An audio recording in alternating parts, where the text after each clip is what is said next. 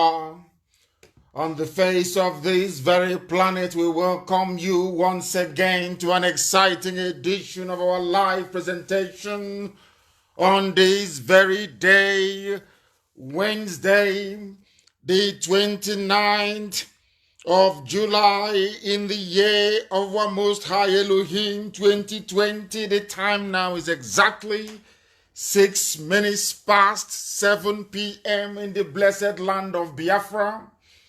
And I bet you it is the same number of minutes, 6 minutes past the top of the hour, regardless of where you are domiciled, where you are living, your place of abode, your area of residence. I am welcoming each and every one of you, Biafrans, lovers of freedom, even enemies of Biafra as well, because our gospel this very evening, as always, is designed to set the captives free. If you are privileged, I consider it an honor. If you are privileged to be listening to us this very evening, indeed, you are blessed, and you will come here to take away knowledge that has been denied you all the years of your life, knowledge that they cannot impart to you, knowledge that they have deliberately taken away from you. That is why we know, we proclaim, we are very proud to reiterate that this is the greatest and the very noblest university on the face of this very planet, especially if you are an African, because if you come here, you will learn. I welcome each and every one of you from the bottom of my heart, even those that may have ignorantly pledged their allegiance to the damnable zoological republic souls, but I welcome each and every one of you all the same. I say good morning, good afternoon, good evening, and good night to some of you. And this very platform, this very Radio Biafra is not like any other you may have encountered emanating from Africa. We are very unique. That is why this precise moment we are being listened to right across the face of this very planet. Across the entire 24 time zones, people are listening, people are paying attention, people are learning. They have come with their pen and their paper. Alamajiri have come with his slate and his chalk. They want to learn, and here we are going to teach. Good morning, good afternoon, good evening, and good night to some of you. We are formidable, we are relentless, we are resolute, we are determined, we are unstoppable, we are a juggernaut. Our enemies understand this. They know this very well. That is why they are terrified, and that is why they are helplessly hopeless when it comes to their feeble attempt to slow down this very unstoppable momentum that we have generated and that will sustain us until the end of this very race with the coming of a sovereign independent nation of Biafra that every black man will be very proud of. Biafra will be the one and only thing that black people all over the world will stand up and say, at last we have arrived. Only Biafra will make that possible. Therefore, I will encourage you to get your neighbors, your friends, your family, those who are around you, to participate in this very offering this evening. Our enemies are not relenting. They are working very hard, and they will continue to work very hard. They have failed, and they will continue to fail. That is why they know that Biafra is coming, and there is nothing any idiot can do about it. They can only sit by the sidelines and wish they can stop us, but they cannot. Before we proceed, we are going to pray, but before that, I must remind you to tell your friends, those who are lost, to make sure that you come to my page on Facebook, regardless of what Facebook is doing. Mazi Nnamdi Kanu, I think I have nearly about 477 followers, 477,000 there is, or thereabout. Facebook have been suppressing my page for nearly 3 years. But they cannot succeed. They are working for darkness. We represent the light. Darkness cannot stand in front of light.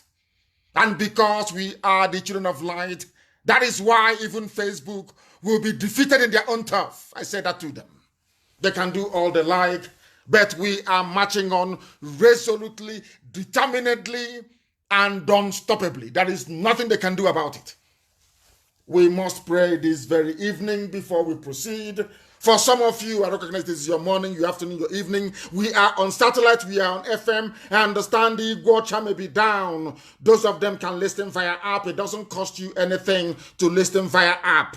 The data cost is very, very minimal. You can listen via Radio Biafra app. You can listen also via Radio Garden. You can listen via Sweet Radio. You can listen via Simple Radio app. You can listen via TuneIn. You can listen via satellite because we are on television. And you can also listen via my page at Mazi Nnamdi Kanu'S. I know some of our people are streaming this very broadcast live on YouTube. You can also go on YouTube and participate. But I must ask you, I must remind you that this evening we shall be interactive, but not interactive in the sense of you phoning in, not at all. We are going to be interactive because I will make constant reference to searches on your search engine, be it Google, be it Bing, be it whatever it is. I will ask you to refer back to search for certain things that I will give to you this evening to guide us through this very process. Once again, this is a live presentation. We are live and direct. And how do you know we are live? Because the time now is 12 minutes past 7 p.m. in the land of Biafra, 12 minutes past the top of the hour, wherever you are. Right now, we must pray before we proceed this evening because we have a lot to bring to you this very day. And the whole world is at attention. People of good conscience are listening. But first of all, the Most High Elohim must take pride of place in our lives. We must give him every praise, every adoration, every adulation, every honor. And every glory belongs to the Almighty in heaven. That is why we call upon him morning, noon, and night to preside over our proceedings this very day and onwards. We ask thee, O Elohim, to give ear to our prayers, to our words this very evening, morning, afternoon, or night, all over the world where we are scattered. Please consider our meditation. Hearken unto the voice of our cries every day. For you are our King, you are our God, our Creator. And unto thee do we pray always, for we do not worship any idol. We do not bow before any graven image. That is why you have blessed your children of Biafra. That is why you have blessed IPOB. That is why your glory is always upon us.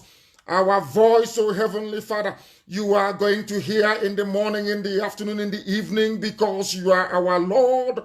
In the morning, we shall direct our prayers unto thee. In the evening, we shall look up to thee for redemption and for salvation. For thou, O Elohim, you have no pleasure in wickedness, neither shall evil dwell with thee. That is why all the workers of iniquity, they perish. All those who come after us, they cannot withstand the heat. The foolish shall not stand in thy sight, for you hatest all workers of iniquity, including saboteurs and traitors, wherever they may be.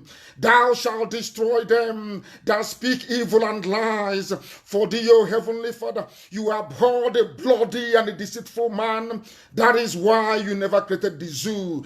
That is why a man who is a mercenary created, and a woman who is unmarried, and a harlot named the damnable Zoological Republic Nigeria. That is why we have come to present ourselves before thee, because for us, we come into thy house of Biafra in the multitude of thy mercy, and in thy fear will we worship thee. Every day shall we look up to the rising of the sun in the east, to thy temple, O Heavenly Father, to give thee praise, worship, and adoration. Lead us, O Heavenly Father, in thy righteousness, because of our enemies. Make our way straight before our eyes, that your children may see the truth and behold it. For there is no faithfulness in their mouth. Those of them from the zoo, their inward part is very, very foul and wicked. Their throat is an open sewage. They flatter with their tongue, but men and women are dying every blessed day. Destroy them this very night, O Heavenly Father. Destroy the damnable zoological republic. Let them fall on their own sword. Cast them out in the multitude of their transgressions, for they have rebelled against thy word. For let all those that put their trust in thee, your children IPOB, let them ever shout for joy, because thou defendest them. You are our shield and our guide. Let us also that love thy name be joyful in thee, for thou Elohim, you will bless the righteous. You will bless this very generation of IPOB. You will bless the land of Biafra. With favor will thou compass us about, with a shield that the enemy cannot pierce nor penetrate, that Biafra may come, that we may offer praise unto your holy name, now and forevermore, we pray. He said, we are now going to delve directly into our presentation this very evening. Our enemies are working overtime, and especially Facebook and some multinational oil companies in the damnable zoological republic. There is a conspiracy, there is a gang up. That is why each time I proclaim that Biafra is the last miracle on this very earth, some of you do not understand, but I shall attempt to expatiate on that very proclamation this very, because the world must understand and know the truth. We are live and we are direct, and the entirety of humanity is listening to us rapturously. I can tell you that. Rapturously, I can tell you they're listening. Today, we start by making known to the whole world what the British have tried to hide for very many years. And now Facebook have come to join them. They have joined the band of the wicked, the workers of iniquity, and very sadly, and should I say regrettably, some of those who are perpetrating this level of falsehood and evil are black people working for Facebook in Lagos and in Abuja. They are the ones perpetrating this evil.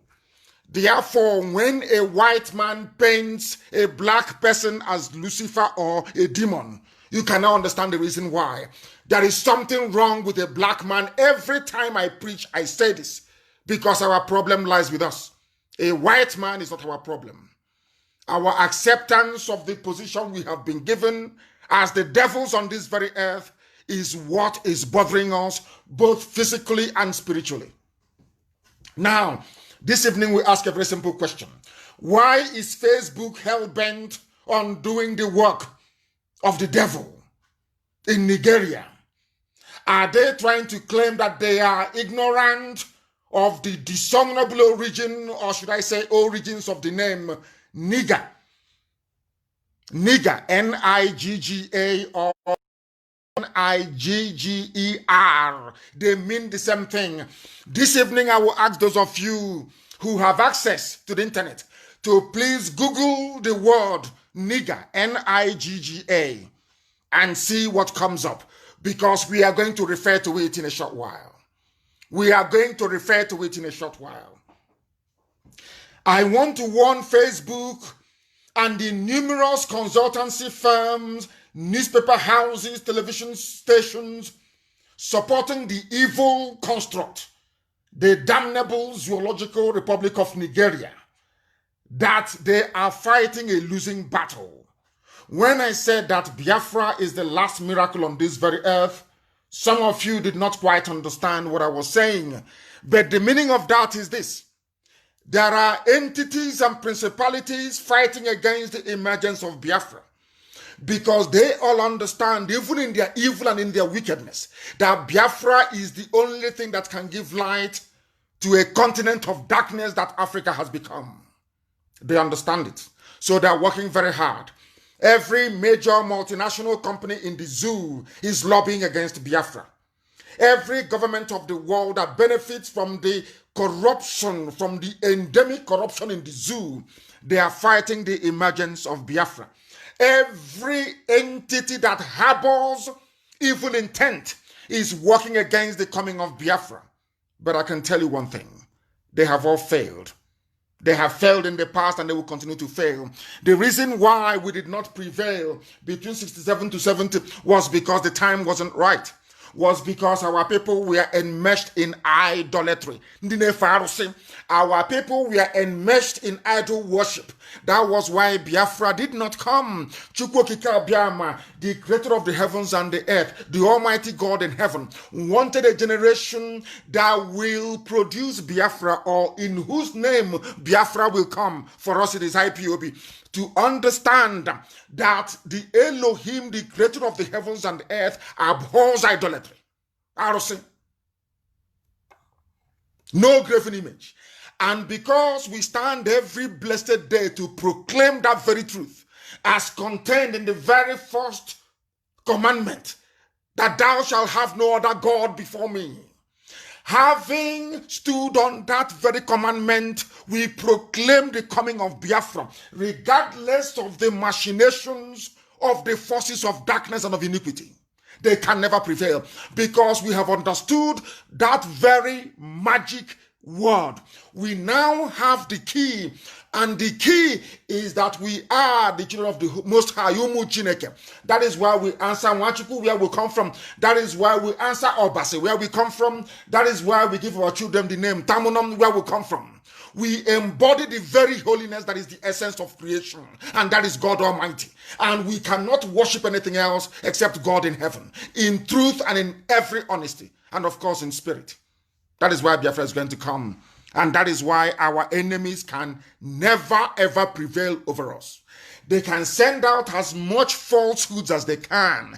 They can lie as much as they like. They can pretend. Facebook can write a special algorithm for IPOB, for Biafran activists on their platform. They can do whatever they like to try to discourage. They can suppress our numbers. They can pretend that people are not following us. They can do all they can. But I can assure you, this 2020, the whole world will marvel as to the grace and the might of the Almighty in heaven. This year we shall prove to them that Biafra is God's project on this very earth. It is the kingdom of God on this very earth, the very center of the universe. There is nothing they can do. If they like, let all of them gang up and keep meeting every blessed day of their lives. We are unstoppable. If they like, they can gather and keep conniving. They can lie as much as they like. They can publish as much falsehoods as they like. They can promote evil against us as much as they like. They can never prevail. That I can assure you. They can never prevail. What we are doing is beyond the understanding and comprehension of man. Man cannot understand it. That is why we are here. And that is why Biafra will come. All of them, all the oil companies lobbying the judges in Italy to do something. Because what we have noticed is that the zoo will put pressure on Egypt. Egypt will put pressure on some politicians in Italy, who will now put pressure on some judges in Italy to try to downplay the seriousness of the evil being perpetrated against our people in this zoological republic. That is what they're doing all over the world, and they think we don't know. Of course we know. And we match them every step of the way. Every step of the way. That is why Biafra is the last miracle on this very earth. Many nations and powers will be against the emergence of Biafra, both local and foreign. But Biafra must emerge, because what the Janjaweed, the Fulani, and the British have conceded to them is not enough. It's not enough to deflect or to shift away the attention of God Almighty from rescuing his children this very year, 2020. Janjaweed came to spread terrorism. Fulani came to spread terrorism and Islam. And the British came, they were chosen to extinguish the flame of hope that Biafra portends for all Africa. But our mission in IPOB is simply to restore the kingdom of God on the face of this very earth. Who do you think God is going to side? We have come to do his will, to bring his kingdom on the face of this very earth. Others have come to destroy. The Janjaweed have come to destroy. The British came and created darkness, which is what the name Zoo Nigeria means. But we are the light. The light of God in heaven. Has darkness ever prevailed over light before? The answer is no. So what makes you think that the zoo will prevail over Biafra? What makes any sensible being think that Nigeria will prevail over Biafra? Who taught you that? From where? In our villages, we answer Ihe Chineke, the light of God, all the way from Anambra to Opobo. Our name, we bear it as a name. The light of God, Ihe Chineke, the light of God, which is what Biafra means. Go to our flag, you will see it. It's the rising sun. We are light. What is the meaning of the name Nigeria? Nigeria means nigger. It means Niger or Nigeria, as the case may be. It means darkness. The literal translation is darkness. The name of Nigeria means darkness. How can anybody actually think that anything good can come out of it? Nothing good can come out of the zoo. Absolutely nothing. Now listen very carefully, please. Most people do not understand our strategy. That is why we have made this progress this far.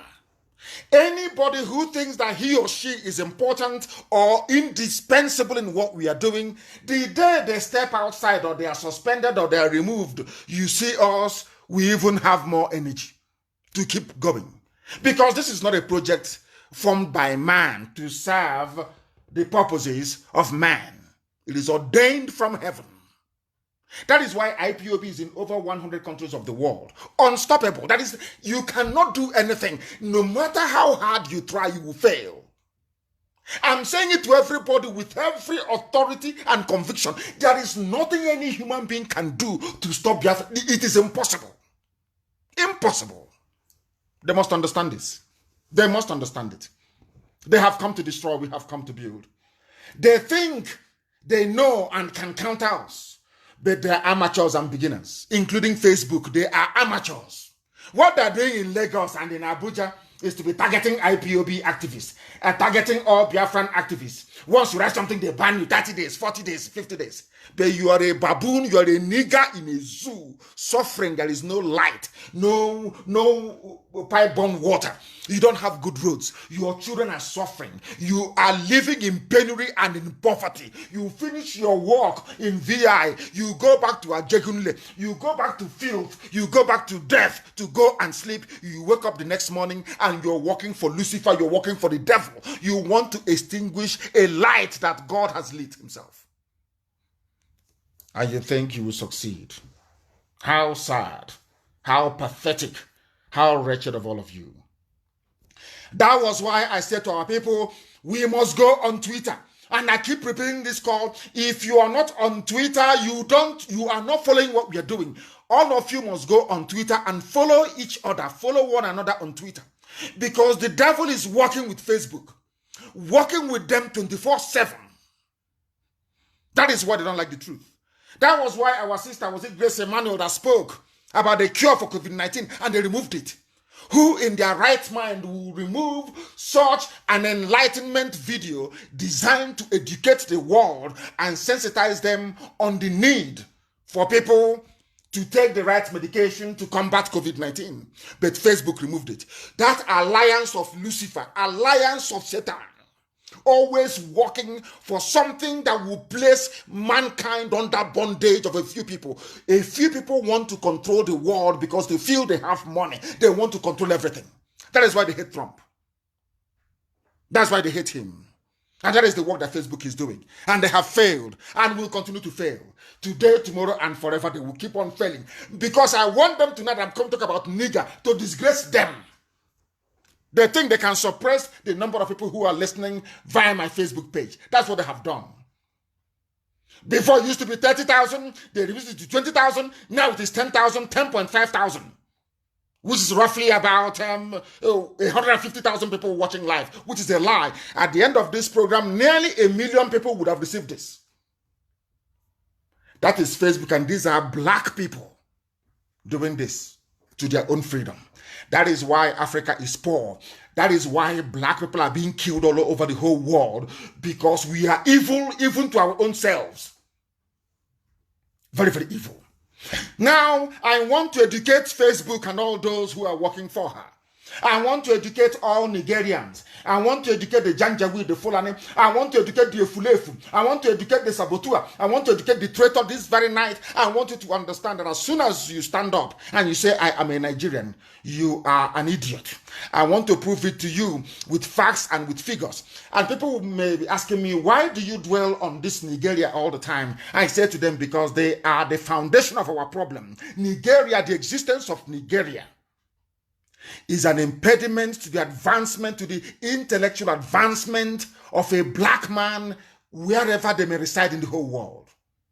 Let me tell you something. The creation of Nigeria, the creation of Nigeria by Britain is Luciferian handwork, is the handwork of Lucifer, Satan himself. And I want to prove it to you that Satan himself created Nigeria, not God.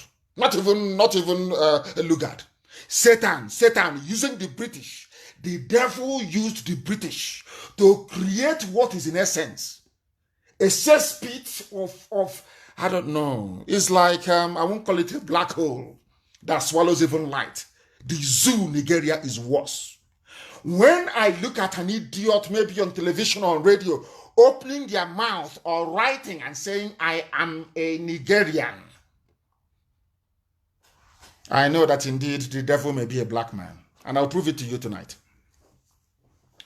I want those who can to go to Google, please, and ask Google, what is the meaning of the word nigger?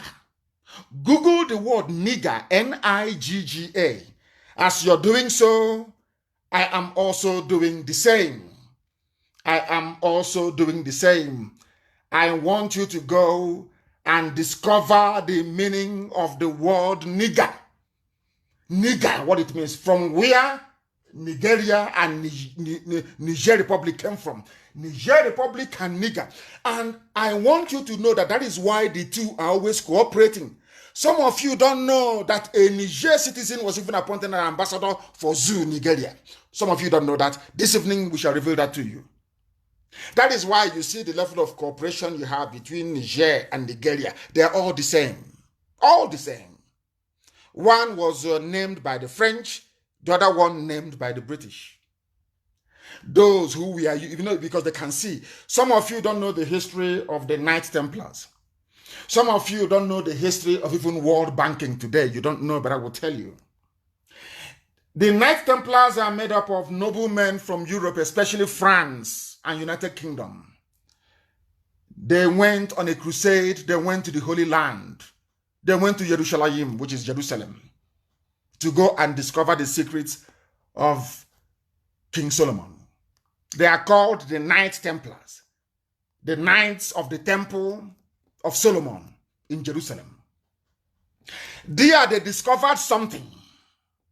In the Temple of Solomon, they discovered something so unique that they used it to actually blackmail the Pope for very many years, until one fateful Friday, the Pope arranged to have all of them killed. That is why Friday the 13th of every year is always remembered if you're in Europe.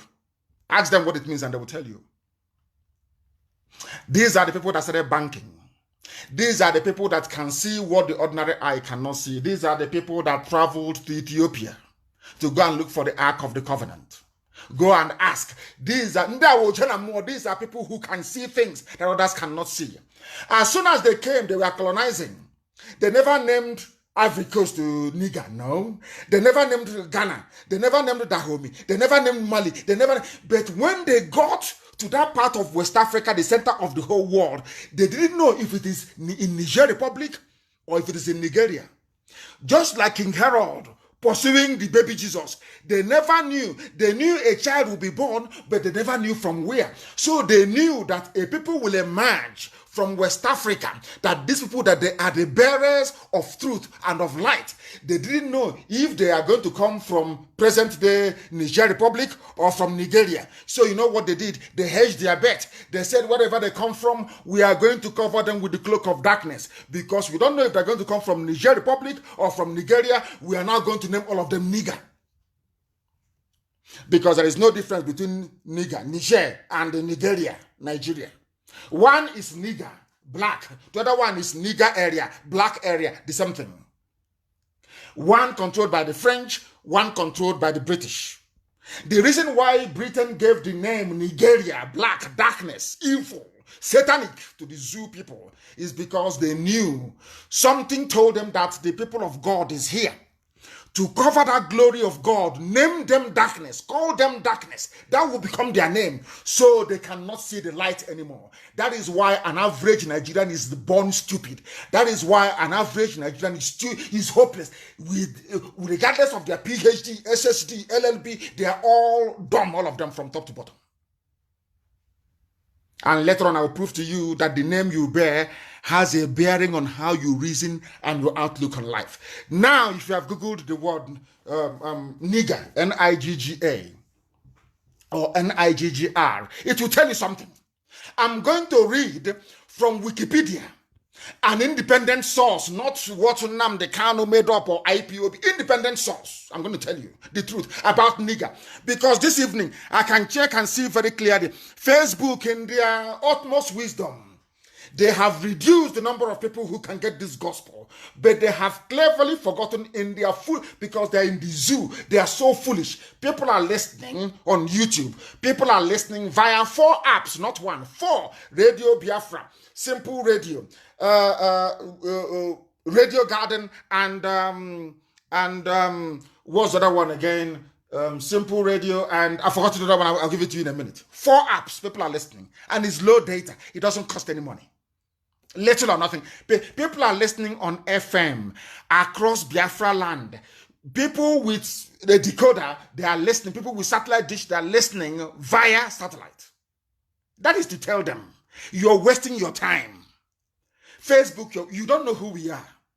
Maybe you think because the owners are white people and you're running it, you think every black person is a fool. You people think every African is a moron.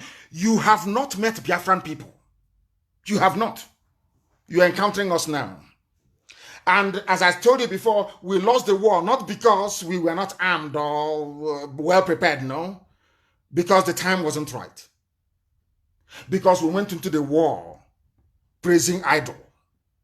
Chukwu Kikabiama said, you will go into war praising my name. I am the God of hosts. You praise my name and then you see what I will do. That is why we are unstoppable. Get it into your skull. That is why we are unstoppable. What is the name of nigger that Britain gave to you? Some of you don't know. You don't know the meaning of the name. You have no idea. This time it is spelled N-I-G-G-E-R. They are very clever. They removed 1 G to confuse all of you, to make you think that the name Niger or Nigeria is a novel name. No, it is not. It is the same thing. It's like COVID-19. There was COVID-1, SARS, and then the novel one, COVID-19, COVID-19. They're all the same. The same COVID-19 and the SARS, they all share the same DNA, 73%.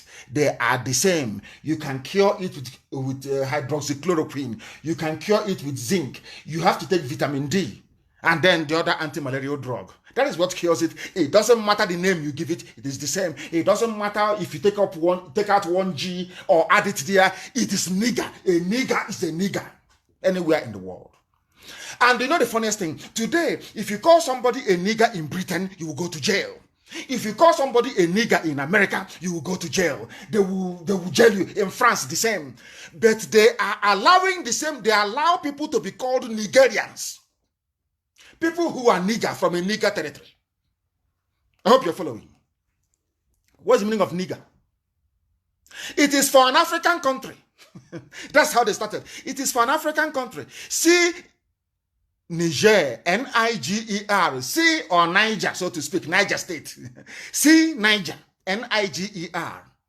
For other uses, see nigger, Nigger. And then it is called the N word, the nigger word, the word that is not spoken by a white person in America. Once you say it, there'll be war.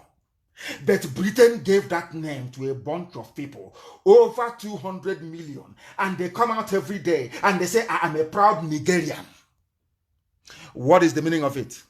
In English language, this is according to Wikipedia, in English language, the word nigger or Niger or Nigeria or Niger, it is an ethnic slur typically directed at a black person, especially African Americans. It's an insult. It's an insultive word. Nigger is an insultive word. Ethnic slur. It is bringing out a group of people and basically you tar them black. It's an insult. Britain knew that it was an insult, but they still gave the name to Nigerians. And they claim they produce PhD, public commentators, enlightened people, the elite, the politicians, the upper class. All of them are idiots. All of them are monkeys. You can see it here very clearly. They are all niggers. The word originated in the 18th century as an adaptation of the Spanish Negro. A descendant of the Latin adjective Niger, Niger State, Niger as a country. You see how they play with us? Which means black. It was used insultively. It was used derogatorily. And by the mid-20th century in the USA, its usage by anyone other than a black person had become unambiguously pejorative. A racist slur. They are saying end racism, end Black Lives Matter, end all manner of racism. How can you end all manner of racism when you have people in Africa answering Nigerians, people answering niggers, as in Niger Republic? How can you justify that? Do you see how they're playing with our brains? Do you see how foolish a black man is? Do you see why they're afraid of Radio Biafra? Do you see why they're terrified of IPOB? Do you see why they're frightened of Nnamdi Kanu? We know things they don't know and they can never know forever and ever. They don't know these things. Can never know it. Because this term nigger or Nigeria or Niger Republic or Niger State, because this term is considered extremely offensive, it is often referred to by the euphemism, the N-word. It is so offensive that instead of a white man to say nigger, they will use N-word, the N-word. That's how bad it is. However, it remains in use today, particularly as the variant, nigger, by African Americans, or as you can see in West Africa, in Nigeria, in Niger Republic, and perhaps in Niger State. Are you all following very carefully? That is your name. The Zoological Republic. That is who you are. You are darkness. Your name is darkness. You embody that. Now I'm asking you, why are you going to look for light when your name is darkness? Do you see why NEPA has never worked? Do you see why all the efforts to bring electricity to the zoo hasn't worked? Because your name is darkness. Your name is nigger. Is that very clear? And some people may be wondering, saying, oh no, it is just nigger. It hasn't got any correlation. It hasn't got any connection with the world, with Nigeria, which is where some of you come from, Nigeria. Some may say it has no connection. But I want to prove to you tonight, unequivocally, that it has a connection, because I actually tweeted it. I tweeted it just a couple of days ago. It was tweeted. I tweeted this very nigger issue because Facebook was busy banning anybody who shared that very post on my wall. They were busy banning people. Anyone who shared that post on my wall, they will ban the person. And now, it is very, very clear that the N-word, the word nigger, is an ethnic slur directed at black people. The word originated in the 18th century as an adaptation of the Spanish Negro, a descendant of the Latin adjective Niger, which means black. In other words, Nigeria is the N word. And how do we know? How is it that IPOB knows that nigger, that Britain cannot say they don't know the meaning of the word nigger before they gave the name to Nigerians? Now listen very carefully. The name Nigeria, I am telling you what white people wrote. I am telling you what white English people wrote, not blacks. The name Nigeria, which is the proper pronunciation, the name Nigeria first appeared in print according to Dr. Meek, 1960. Go and Google, it is there, if you Google it, you will see it. If you Google the name, how did the name Nigeria come about? You will see what I'm reading right now for you. On the 8th of January, 1897, it was the title of an article, not a name of a people, title of an article in a leading newspaper written by Flora Shaw, who at that time did the colonies for the Times. She was the correspondent for Times newspaper. That Times is still in London till today. The Times newspaper of London, one of the leading broadsheets in London, conservative newspaper, is still there. So the only time anybody knew about the name Nigeria was when a white girl, Flora Shaw, wrote an article for the Times newspaper of 1897. Now I want to ask anybody who is listening tonight, is this how you name a country? A little girl, she's a correspondent for Times newspaper and the girlfriend of Frederick Lugard. She was writing an article. Out of her own, she coined the name Nigeria and gave to the monkeys and the baboons in the zoo called Nigeria today. Now listen, please. This is according to the Oxford English Dictionary. So according to Oxford English Dictionary, the date for the coming of the name Nigeria or Nigerian is in 1862. Listen very carefully, please. They had started calling our people Nigerians. These are black people. These are people who are subhuman. Before Flora Shaw wrote in 1897 her own piece, naming all of you Nigerians. Now listen, this is the general mode in which the Nigerians make known their losses. She had no name for all the ethnic groups gathered in the zoo. She just named you a name that they know is a slur word, an insult, a pejorative word, a racist word. That was what Britain gave you, and they knew the meaning. The funniest thing is that they knew the name they were giving you. They gave it to you. They beat the darkness that you are. You accepted that very name. And I said to Facebook, if you're not, you think you're a multinational, you're too powerful. I want you to ban me on Facebook. I want you to remove my post. I will take you to court. And in a court of law, you will explain to the judge why I should not call Nigerians niggers. It is here. I have all the facts and figures. Now you understand why they're afraid of us. You understand it now. Now listen very carefully. Here, one realizes that the words, listen carefully, the words Nigeria, Nigerian, all came from the name nigger. It is here, written by a white man, not me. I tweeted it. If you go through my tweets, you will see it. The word nigger. In fact, I posted it on July the 24th. It is there. I am trying to prove to Facebook tonight that they have a bunch of ignorant people working for them. They know nothing. Of course, they are black. What would they know? Darkness. What do they know? The name Nigeria came from the word nigger, direct. And what is a nigger? It is an ethnic slur word. It is an insult. It means darkness. It means backwardness. It means primitivity. It means timidity. That's the name of the zoo where you come from. Now you understand it, don't you?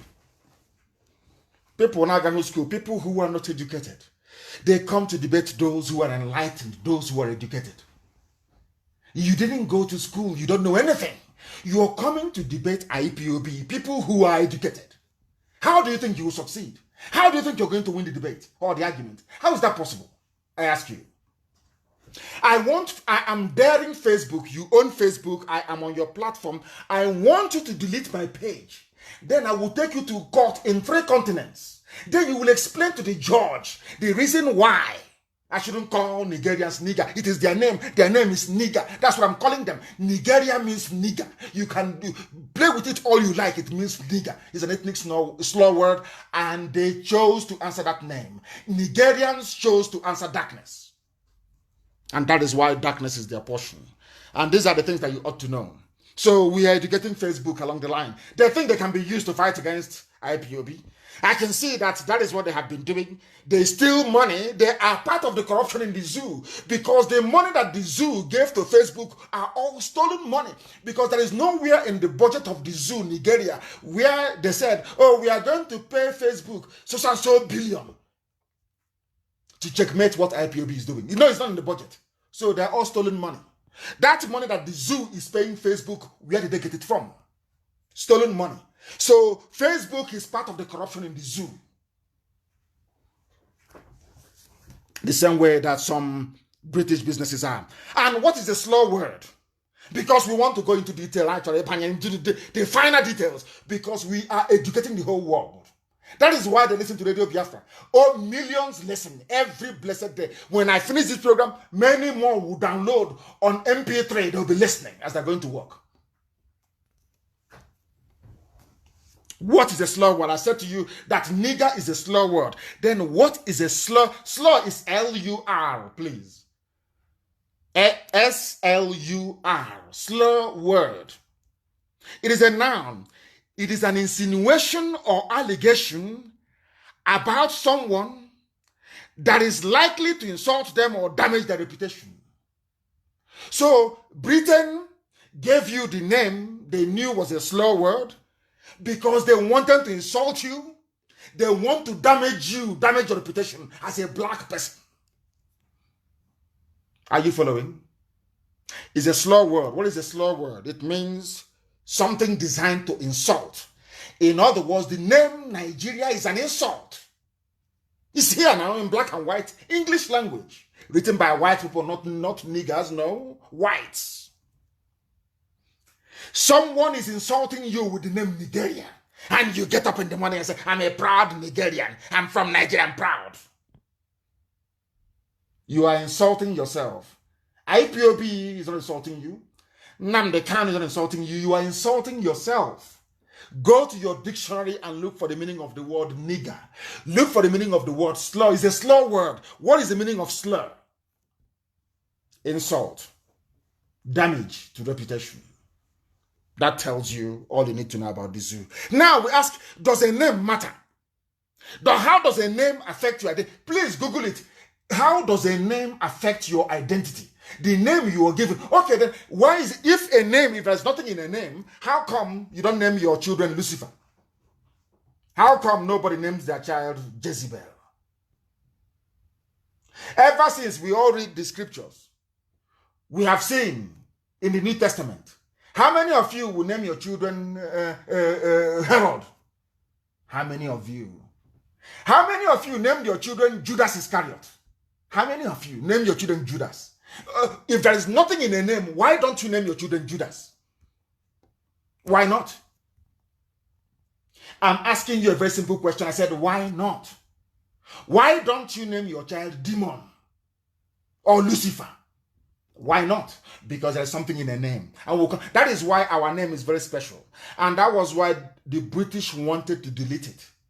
As I said, them and the French, they were not sure where this chosen race of God is in West Africa. So in order to cover their tracks, they named everything nigger, both Niger Republic and the zoo today. To cover. And when Britain came to Arochukwu and discovered that here lies them, they said, we must destroy you. After they destroyed Arochukwu, after Britain collapsed our temple in Arochukwu in 1904, the temple fell in Arochukwu. Not the Binokwa Abino, I mean the temple of God itself, fell in Arochukwu. We asked them, but who are we? They said, you have no history. Until Lugard wrote in 1914, the proud Igbo race from across the Niger. Proud. The only people to be called proud in the whole, the only people that white people called proud are the Igbo people, and by extension, the whole of Biafra land. And I'm just telling you the fact. Go and read the amalgamation submission by Frederick Lugard. Go and read it up. It is in the public domain.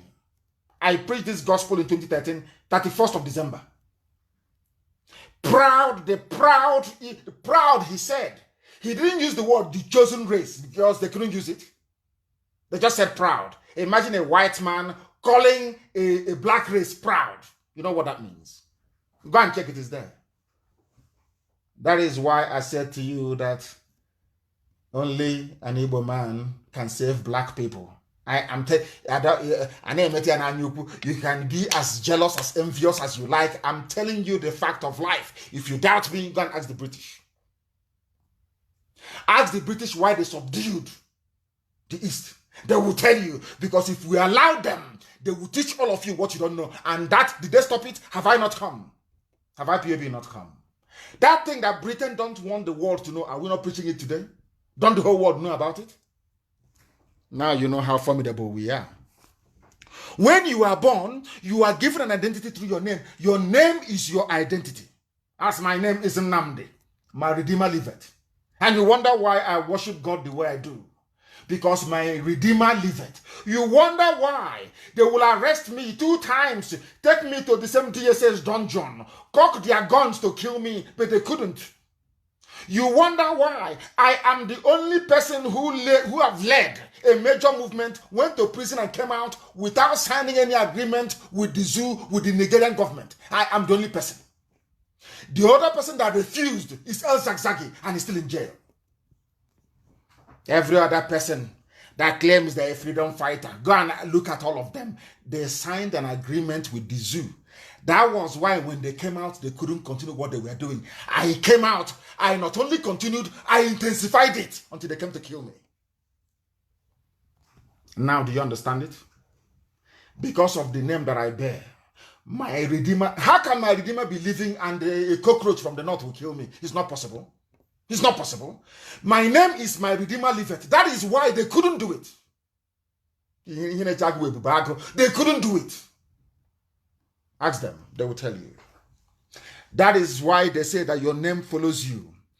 Your name helps to differentiate you from other people. Every culture has a naming method, and they name differently. But who named Nigeria? It was a white girl? I'm asking, is Flora Shaw from Fulani? No, even Fulani is the migrant. Is Flora Shaw from, is she Hausa? Is Flora Shaw, is she Kanuri? Is she from Igbira? Is she from Bachama? Is she TV? Is Flora Shaw Jukun? Is Flora Shaw Yoruba? Is Flora Shaw Igbo? Is she Efik? Is she Bibio? Is she Anang? I'm asking. Where does she come from? Where did Flora Shaw crawl out from? What right does a white person have to come to Africa to give you a name? They didn't give you a sweet name, they gave you a slur word, a derogatory name. A name that if you call somebody that name today, Facebook will ban you. But has Facebook banned Nigeria? Is their name not Niger? Have you banned them? No, you have not banned them. But you're looking for who to ban in IPOB. Ndoshi. This night we teach them what they don't know. You know, they see us as black, IPOB, leave them, hey, what do they know? But today we are giving them a revelation that they never thought was possible. This evening, if you go to Rock and they're listening, everybody is listening to us because they know that here you get the truth, the whole truth and nothing but the truth. That is why we are unstoppable. Our enemies don't know this. They don't understand where our strength and our power comes from. I know some idiots were saying when my mom passed on, they said, oh, the source of his strength is now gone. That the source of his strength is his mother. See how foolish. You know, when a white man came and condemned you by calling you nigger, you can no longer reason properly. I want people listening tonight to know this. The reason why you don't have good roads, the reason why you don't have running water, the reason why you don't have good schools, the reason why you don't have hospitals is because of the name you bear. Your name means darkness, nigger. So you know, A man's name is not like, I'm just reading from what I got from Google. I'm not just what people sat down and wrote. A book that somebody wrote, reviewed to critical acclaim, of course. Now listen, a man's name is not like a mantle which merely hangs about him and which one perchance may safely twitch and pull. You don't change your name nilly-willy. You don't just do that. Because your name is your name. But they gave us a name. Oh dear, my goodness me. The name that you answer will follow you. The name you answer will follow you all the days of your life. Because you know why? A person's name signifies that very person. Do you know another thing it does? It signifies your worth, your value, your character, your reputation, your authority, your will and ownership. In other words, the name you answer will tell us who owns you. The name Nigeria means that you're owned by the British, by a white man. You are the property of a white man. You're a slave. You're a nigger. They own you. That is why they can take oil at will. That is why you can go and take loan, and China will now own a part of your sovereignty. That is why nobody knows who is going and who is coming. That is why everybody is filled with stupidity in the zoo, regardless of your economic, or should I say, academic background or qualification. Now you understand why they are afraid of us. Do you see why they are afraid of us? Because we teach you things that they have hidden from you. Your name is darkness and you want light to prevail. No, because even in traditional Chinese culture, because the name that you bear, your name signifies who you are, your worth, which is W-O-R-T-H, your worth, which is your value, your character, your reputation, your authority, your will and ownership. Who owns you? Now you know you're all slaves. Forget about Black Lives Matter. Now I'm saying that black ignorance actually matters as well. Because black ignorance is what is keeping black lives down. Black man's ignorance is what is keeping a black man's life down. They named you nigger and you accepted. I'm a Nigerian. I'm a proud Nigerian. You know, when I see a monkey or a baboon with their green passport saying, I'm a proud Nigerian. Oh my Lord, I wonder. I wonder. I wonder. How did you come to answer the name Nigeria? How come? How come? Who gave it to you? How come other people have managed to change their names, but not you? According to documents, it is here. It is, in fact, please post it. Somebody, please Google. I want you to Google Niger, which is N-I-G-E-R, or Niger, like Niger State. Google Niger. ;, origins of the world. Go and Google it. It's there now. You will see it by somebody called M.D.W. Jeffries. Niger, origins of the world, is here. Nigritia. Do you know that the name Nigeria, if they are trying to claim it's not an English word, no, it is not, because it has a Latin name, Nigritia. N-I-G-R-I-T-I-A. They knew what they were doing. You know, as the armies of the king Herod was looking for Jesus to kill, that was how Satan sent Britain.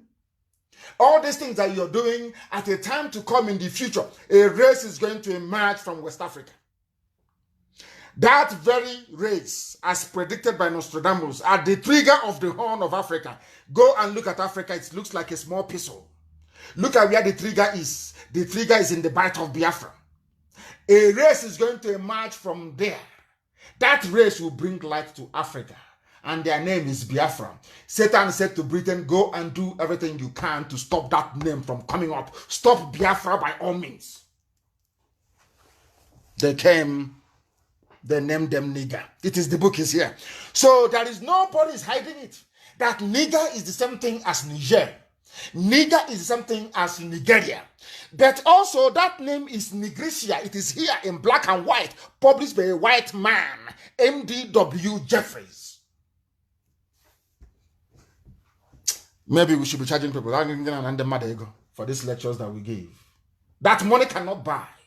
People have lived and died. They never knew. They lived as Nigerians. They died as Nigerians. They never knew their very disgraceful history and how their name came about. And you think you can defeat IPOB in a debate? Who gave birth? Who are you? Ordinary people doing, let me not even go there. Let me not even go there. And what is this thing about this word nigger? Nigger or Nigga? They all mean the same thing. Nigger. Nigga. Nigger. Nigger.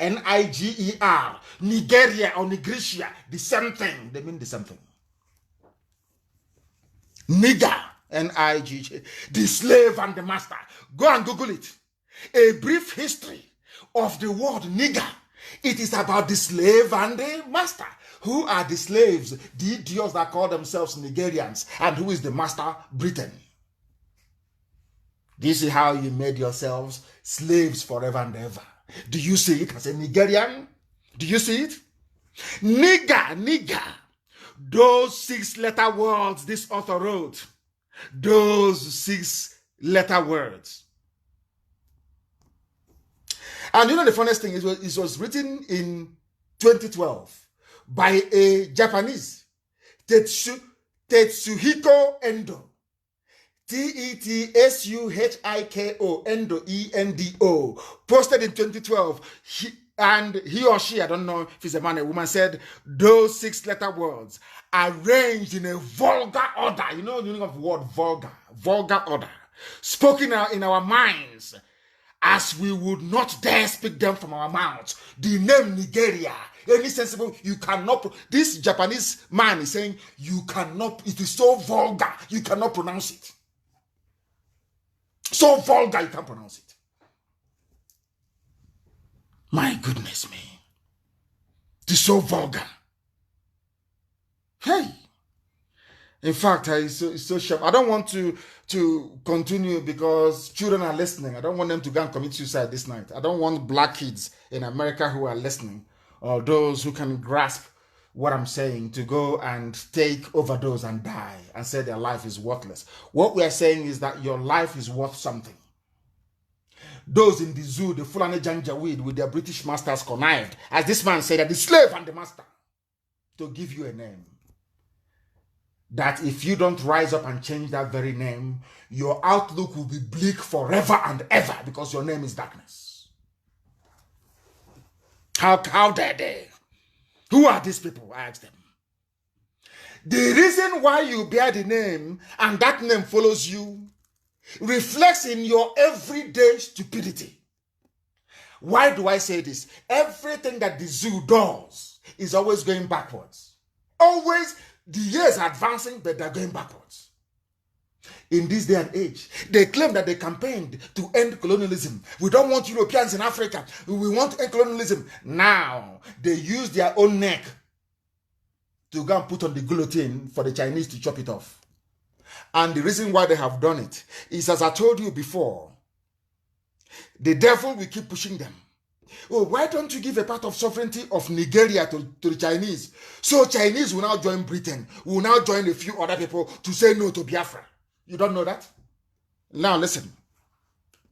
These are from zoo newspapers. I'm not from me, please. Before somebody wake up and say, oh, they can, that's what they used to say. Oh, they are lying. It was concocted. That is why everything I present to you are from independent sources. From independent sources, not from any source of Radio Biafra, from outsiders. Nigerian law, this is a headline, Nigerian lawmakers uncover clause in a loan deal conceding Nigeria's sovereignty to China. Do you now remember when they used to say, Nigeria's sovereignty is not negotiable. We cannot negotiate with Nnamdi Kanu, not with IPOB. But they gave their sovereignty to China. So you can negotiate with China your sovereignty, yes? You can give a Chinese man, an Asian man, your sovereignty, but not to somebody who's asking for it in their own village. Do you see the brain of a black man? Do you see why I say that the reason why blacks are in the mess they are in is because of their own doing? Their brain doesn't function properly. Now, only last year, our sovereignty is not negotiable. Burata was saying, anywhere I see, I will crush. But you can negotiate your sovereignty with China. It's here now, not me. I'm not making it up. Go and Google it. It's there. Nigerian lawmakers uncover clause in loan deal conceding Nigeria's sovereignty to China. Let me read it for you. The committee noted that the clauses in Article 8.1 of the commercial loan agreement signed between the zoo, Nigeria, and Export-Import Bank of China concedes sovereignty of Nigeria to China.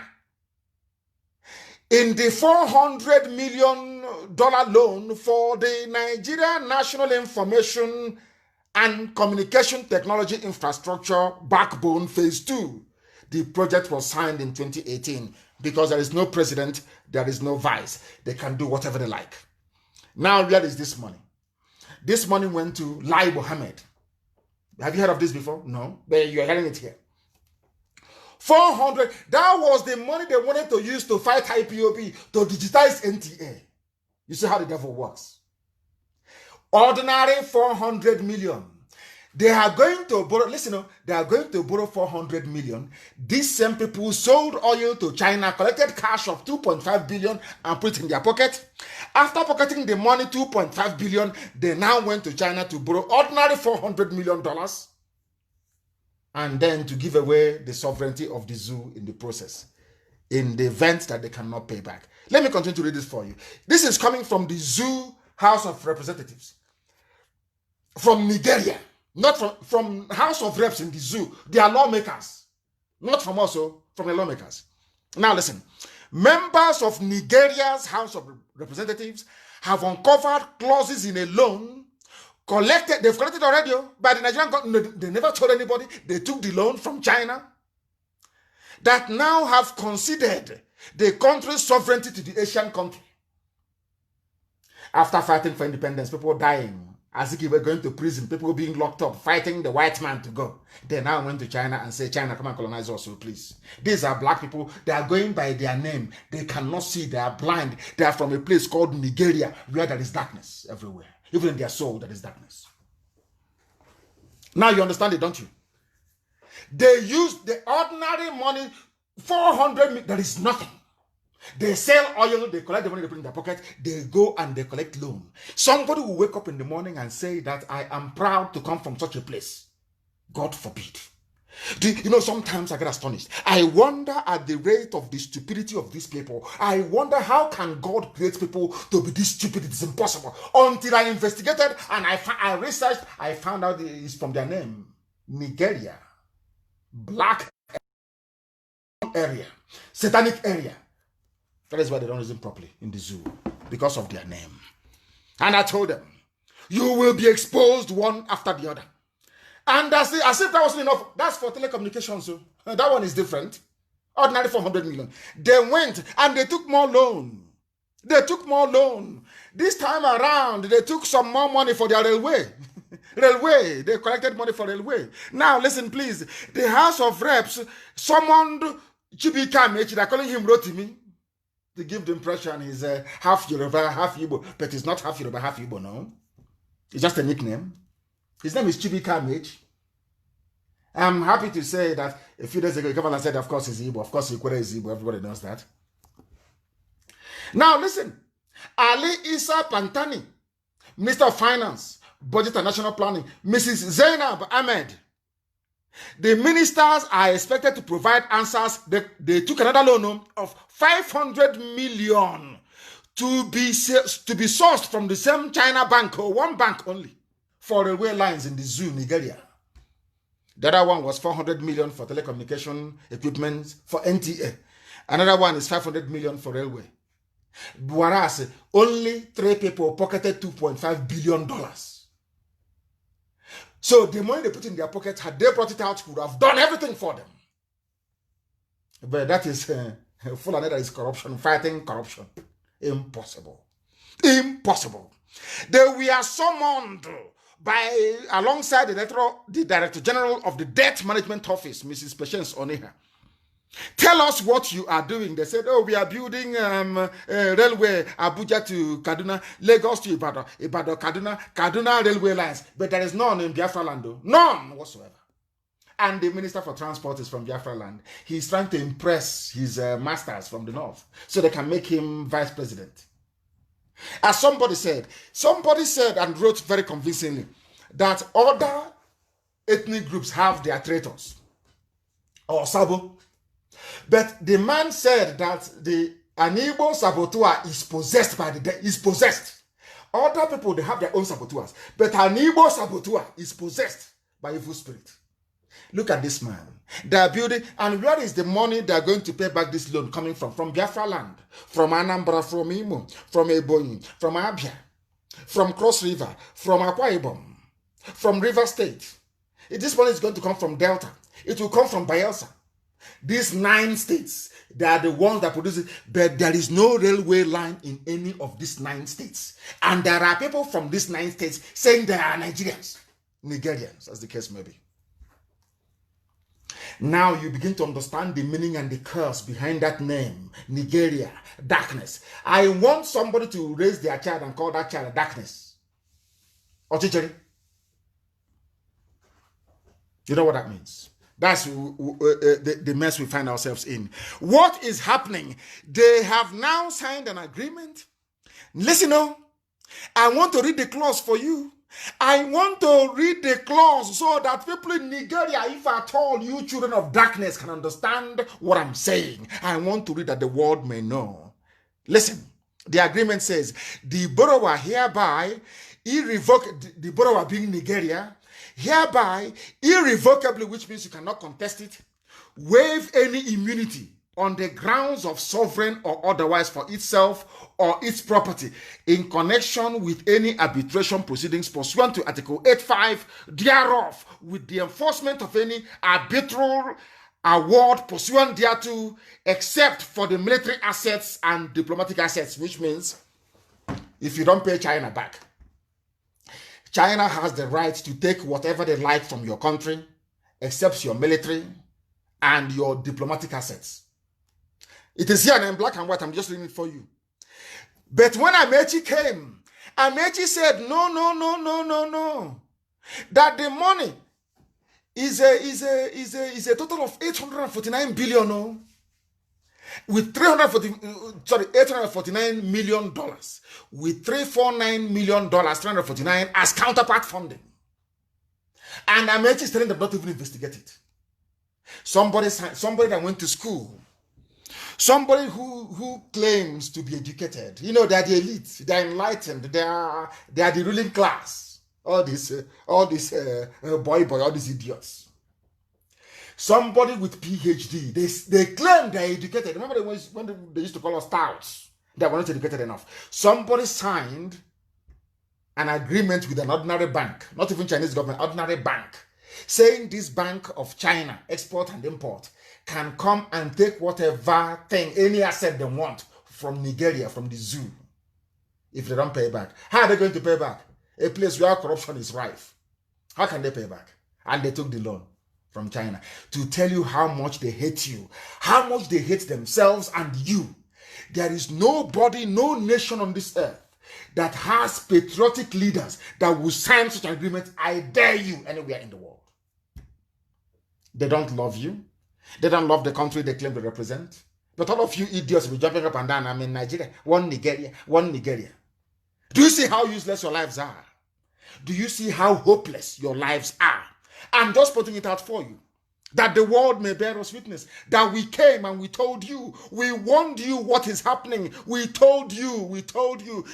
Another publication said we have uncovered clauses conceding Nigeria's sovereignty to China because of ordinary railway. And that railway, you know the funniest thing, they have a Jokuta rolling mill. They have steel.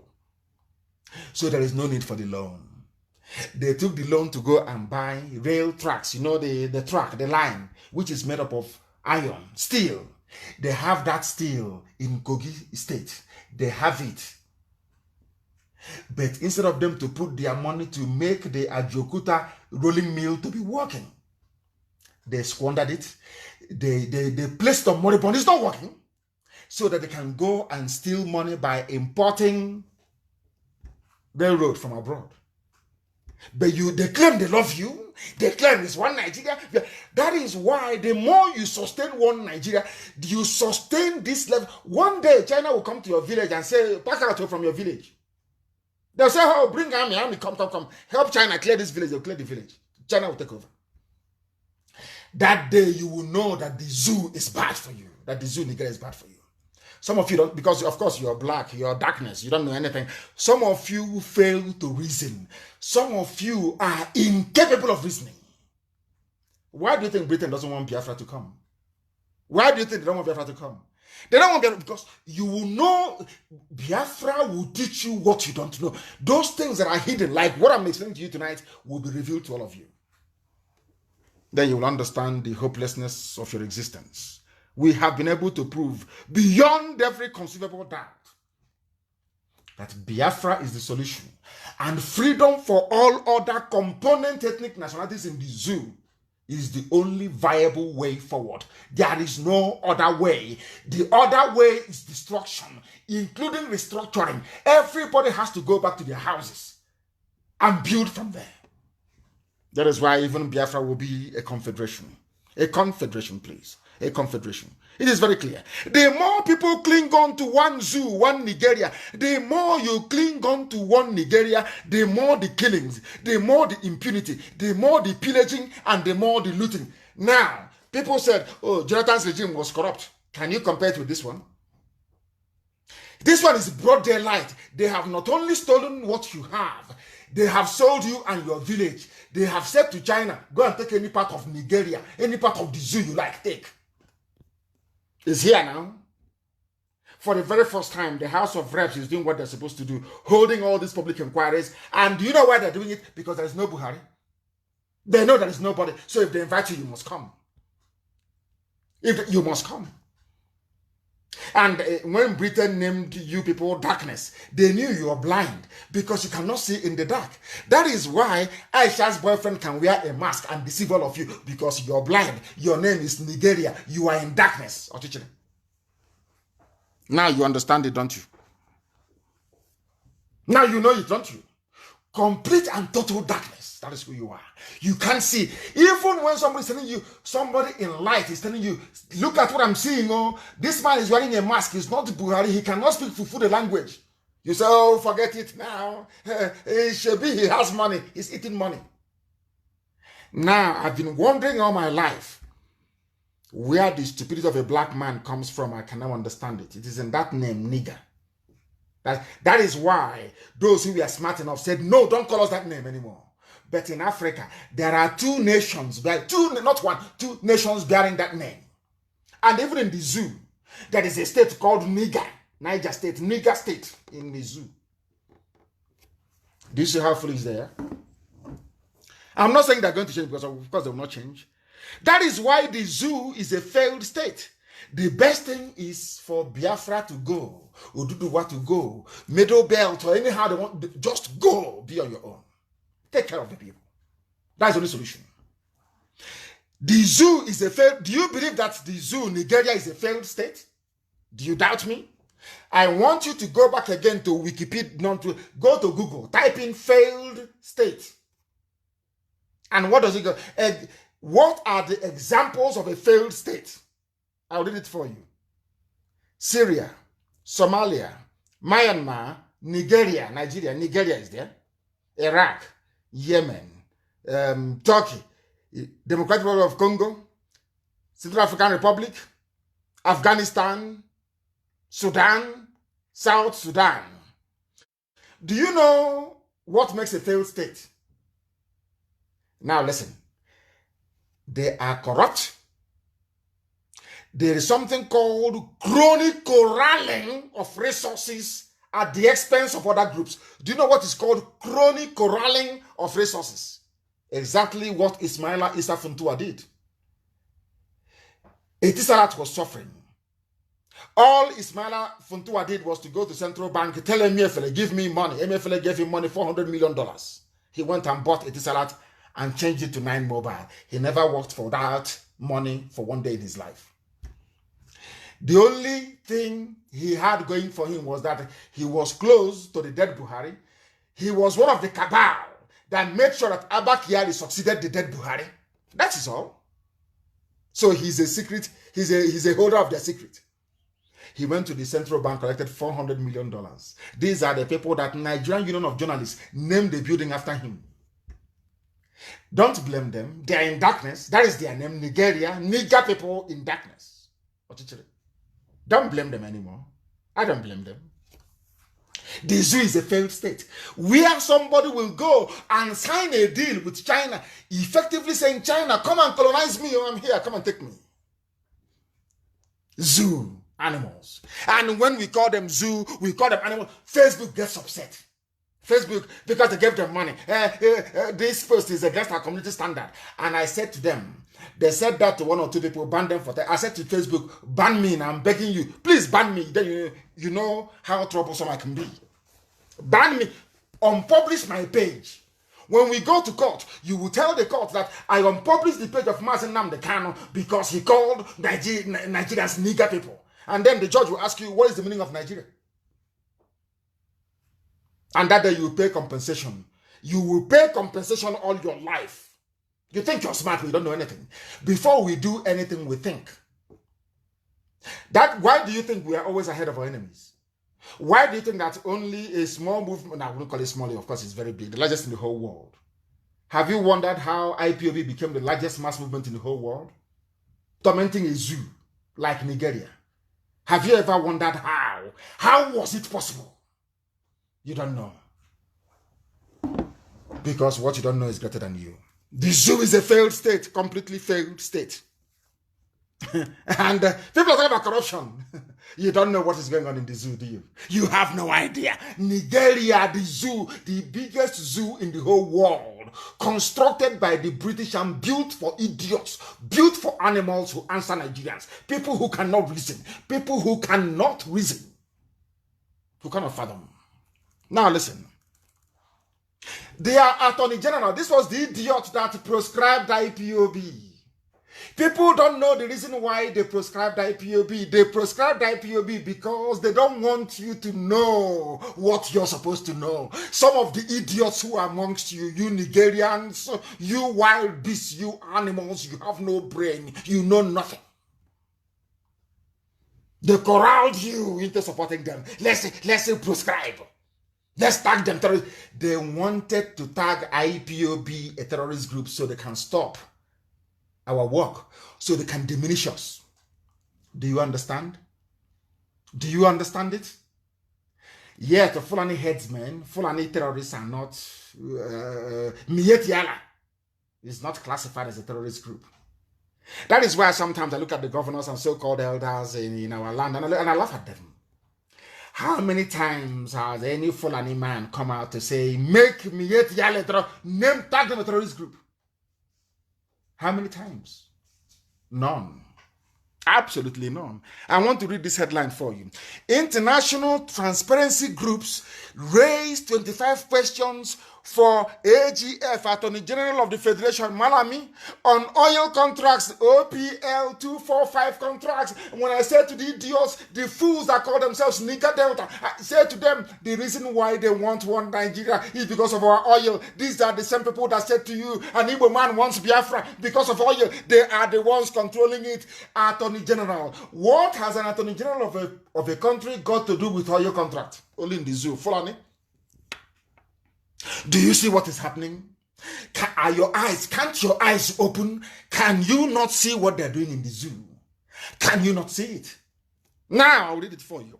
These are the people that said, Jonathan is corrupt. We need to get rid of PDP because of Attorney General of a federation. That was the reason why they gave everything to Fulani. Every position in the zoo of importance goes to a Fulani, so they'll be covering up their asses as they move forward. As they loot, they're covering each other. As they're stealing, they're covering each other up. Because you're in darkness, you cannot see. In this UG, black. You are in darkness. How can you see? Your name is darkness. Britain named you darkness. So you are blind, you cannot see. where you are in Nigeria or Biafra land tonight, I just want you to go into a darkened room. Turn off the light. Can you see anything? Even if somebody is telling you with infrared that something is, you say, I can't see it. Oh, that is why you cannot see the mask on Aisha's boyfriend's face. You cannot see it. You can't because you're blind. Britain made you blind. Britain created you blind as a product of a racist construct. You are the product of, I don't know how to put it. The zoo, Nigeria, is a product of racism. Now listen, 4 civil society groups who have been monitoring OPL, which is oil block, oil contract, 245 scandal, have raised 25 questions for Nigeria's Justice Minister Abubakar Malami on the handling of the assets recovered in relation to the oil blocks. They are all stealing. Fulani criminals, EFCC, NMPC, AGF, Asorok, everywhere. Steal and steal and steal. Loot and loot and loot. Why are Nigerians not coming out on the street to protest? Because they cannot see. They are blind. They are in darkness. Their name is darkness. They cannot see. Because your name will always follow you. That is why they are in darkness. That is why they have remained in darkness. And that is why they will die in darkness. Because they are zoo people. Zoo Nigerians, nigger people. I'm telling Facebook this that it is nigger. Nigeria is nigger territory with full of niggers. I'm saying it over and over again. Do your worst. That thing you want to do, you can't do it. You are mad. You are sick in the brain. You know nothing. Everybody who is working for Facebook, Nigeria should go back to school. You people are not educated enough to moderate or to understand what is happening in the zoo. You are nothing. Your brains are empty. You are foolish. All of you in Facebook, Nigeria, you are foolish. Attorney General is a thief. Chief Justice of the Federation is a thief. Everybody is a rogue. They are all Fulani. They are stealing. Meanwhile, they are bringing their people to occupy my land in Biafra land. Take over my forest and the bushes. And you want me to keep quiet? Are you insane? You want IPOB to be quiet. Fulani will be stealing everything and in the process, killing people every blessed day, terrorizing people like in southern Kaduna, and then we'll come to Biafra land, take over my land, kill our daughters, rape our mothers, and you expect us to fold our hands and say, oh, we are peaceful. We are a peaceful movement. God punish all of you. Dara. Mad people everywhere. That thing that will happen in the next 5 years will happen this year.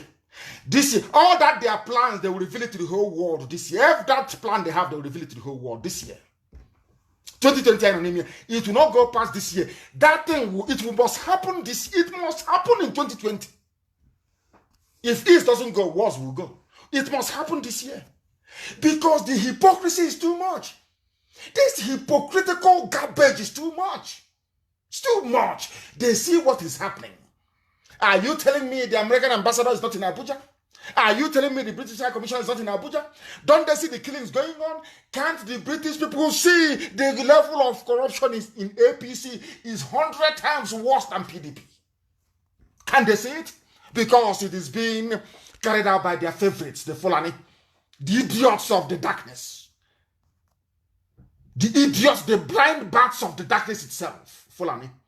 They know nothing. Their brains are empty. No poet. They have no artist. They have nothing. They produce nothing. They generate nothing. They control everything. Because of our collective stupidity. All of us, we are stupid. From southern Kaduna to the Atlantic Ocean, we are hopeless. That is why a bunch of idiots, a bunch of cattle raiders will be making our life a misery. And we cannot think about it. Shame on all of you. Shame. You people should thank your God for IPOB. Should thank your God for IPOB. And what is happening in the zoo? Do you know that Niger Republic, Niger Republic, do you know what is happening in Niger Republic? I told you before that Nigeria is the same. You are doubting me. Now let me read this headline for you. Niger Republic citizen nominated as a non-career ambassador by President Buhari after claiming to be from Jigawa State. A few months ago, I told you people here in your stupidity, you Nigerians, you foolish. I've run out of adjectives to describe you people. You people are just, you are the lowest of the low. I told you here on air that there is no border checks, no border control in the north. Anybody can walk in from Niger Republic and claim citizenship, or from Northern Cameroon. I told you that here. Some people said, no, he's trying to bring division. Has it not happened? To the extent that they are now nominating somebody who is not a zoo citizen to become the ambassador. You see how foolish they are? Meanwhile, in the south, you have people policing our borders in the south. You have them Fulani policing our border, but in their own north, the borders. I can't understand an average zoo animal. How? Does it mean you people do not see these things? Does it mean you don't reason? Does it mean your brain does not function properly? Hi, Chineke me. What type of people are they? Anyway, sorry, your name is Darkness. Or you people are darkness. You cannot see. You are blind, all of you. They are now nominating Niger Republic citizen as your ambassador. Tomorrow you start saying voulez-vous, start speaking French or parlez-vous or whatever they call it. You people are really, really stupid, honestly speaking. You people are now anywhere in the world that black people are suffering. When they remember that the most populous black nation in the world are called niggers. I mean, come on. They know you're nothing. You are absolutely nothing. Shame on all of you. Shame on all of you. Oh my goodness me. The name is Ahmadu Haruna is a lawmaker and member of the Convention Démocratique et Sociale, which is a democratic party in the Republic of Niger, in the Republic of Niger. He's coming to be your ambassador, nominated as ambassador for the zoo. Do you see how Fulani have reduced governance to it's not just a joke, it's something beneath a joke. The incompetence of Fulani is there for all to see. You can see their administration, you can see them. They run everything. You can see how incompetent they are. You can see how kleptomaniacal they are. You can see they are thieves. They are thieves. You don't want to learn. They are warmongers. They are killers and they are murderers and they are rapists. You see all these things, yet you are blind because you're in darkness. Zoo animals everywhere. Zoo everywhere. Here we teach you what they will say. In fact, what they will never ever dream of teaching you. What they will never dream of teaching you.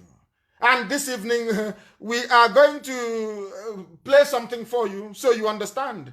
They say the battle lines are drawn. They have drawn the battle lines. Somebody's trying to destabilize Nigeria. You see how foolish they are. Everybody wants, every corrupt soul on this earth wants the zoo, Nigeria, to continue moving forward so they can continue stealing and looting. DSS and army, don't destabilize. Let's hear them. Please, let's hear them. Listen very, very carefully. Listen. First of all, they're playing music. Let them finish. Listen. Soldiers have been warned by the Defense Headquarters, DHQ, against engaging in mutiny or revolt against constituted civil authority. Do you know why they're saying this? Because I told every soldier to leave. I know that some of them are in darkness. The soldiers in the zoo, some of them are very foolish, of course. You don't reason. As you are in the zoo army, in the Nigerian army, fighting to keep the zoo, one, your village is fighting for survival. The Fulanis are fighting to take over your village. As you are in the army, in the DSS, you know, I say, oh, of course they are black. What do I expect? You don't reason very well.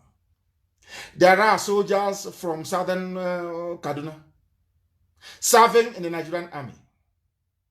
Yes, in the Nigerian army, Niger army. But your people are being killed by people using the same army to further their own selfish interests. You can hear them. Army and DSS draw battle line over alleged destabilization plots. That's what they do. That's what they write. Because American ambassador will get her own share, the British High Commissioner will get her own share. They will bribe all the ambassadors. And as these things are happening, they're all quiet. It's an internal matter. But was Yugoslavia not an internal matter? Was East Timor not an internal matter? Was Albania not an internal matter? Was Kosovo not an internal matter? But EU stepped in. USA stepped in. But when it comes to Africa, because Africa is corrupt and the heart of the zoo is darkness, they are making money. Why won't we leave the zoo to continue? They are making money from it. Now you understand, don't you? Now listen very carefully, please. Listen. The warning came on Monday, July 27, 2020.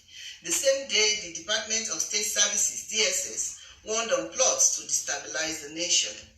The DHQ restated that all officers and men of the military swore to an oath of allegiance to be totally loyal to the civil authority of the Federal Republic of Nigeria. So they actually swore an oath in Nigeria.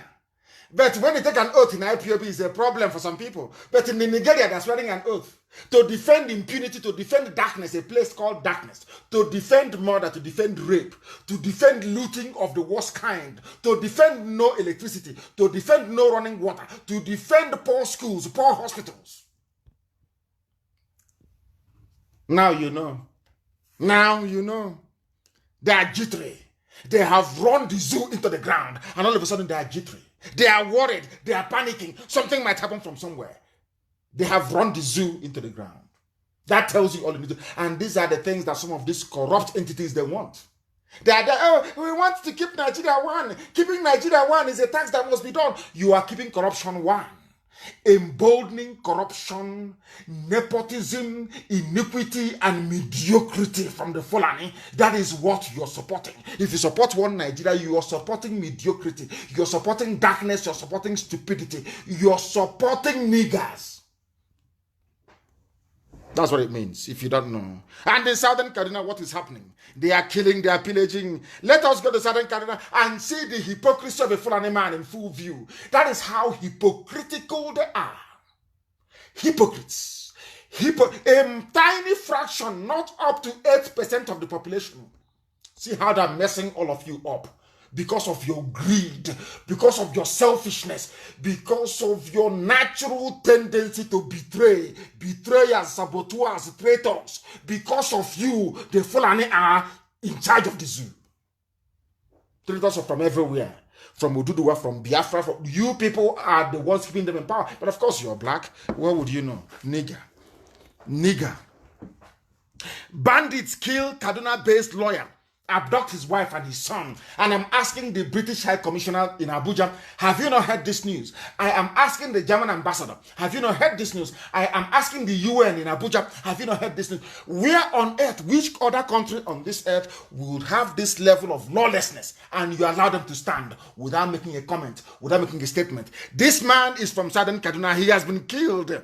His name is Haro Gandu. He's a lawyer with the Kaduna State Ministry of Justice. He has been killed while his wife and his son were abducted.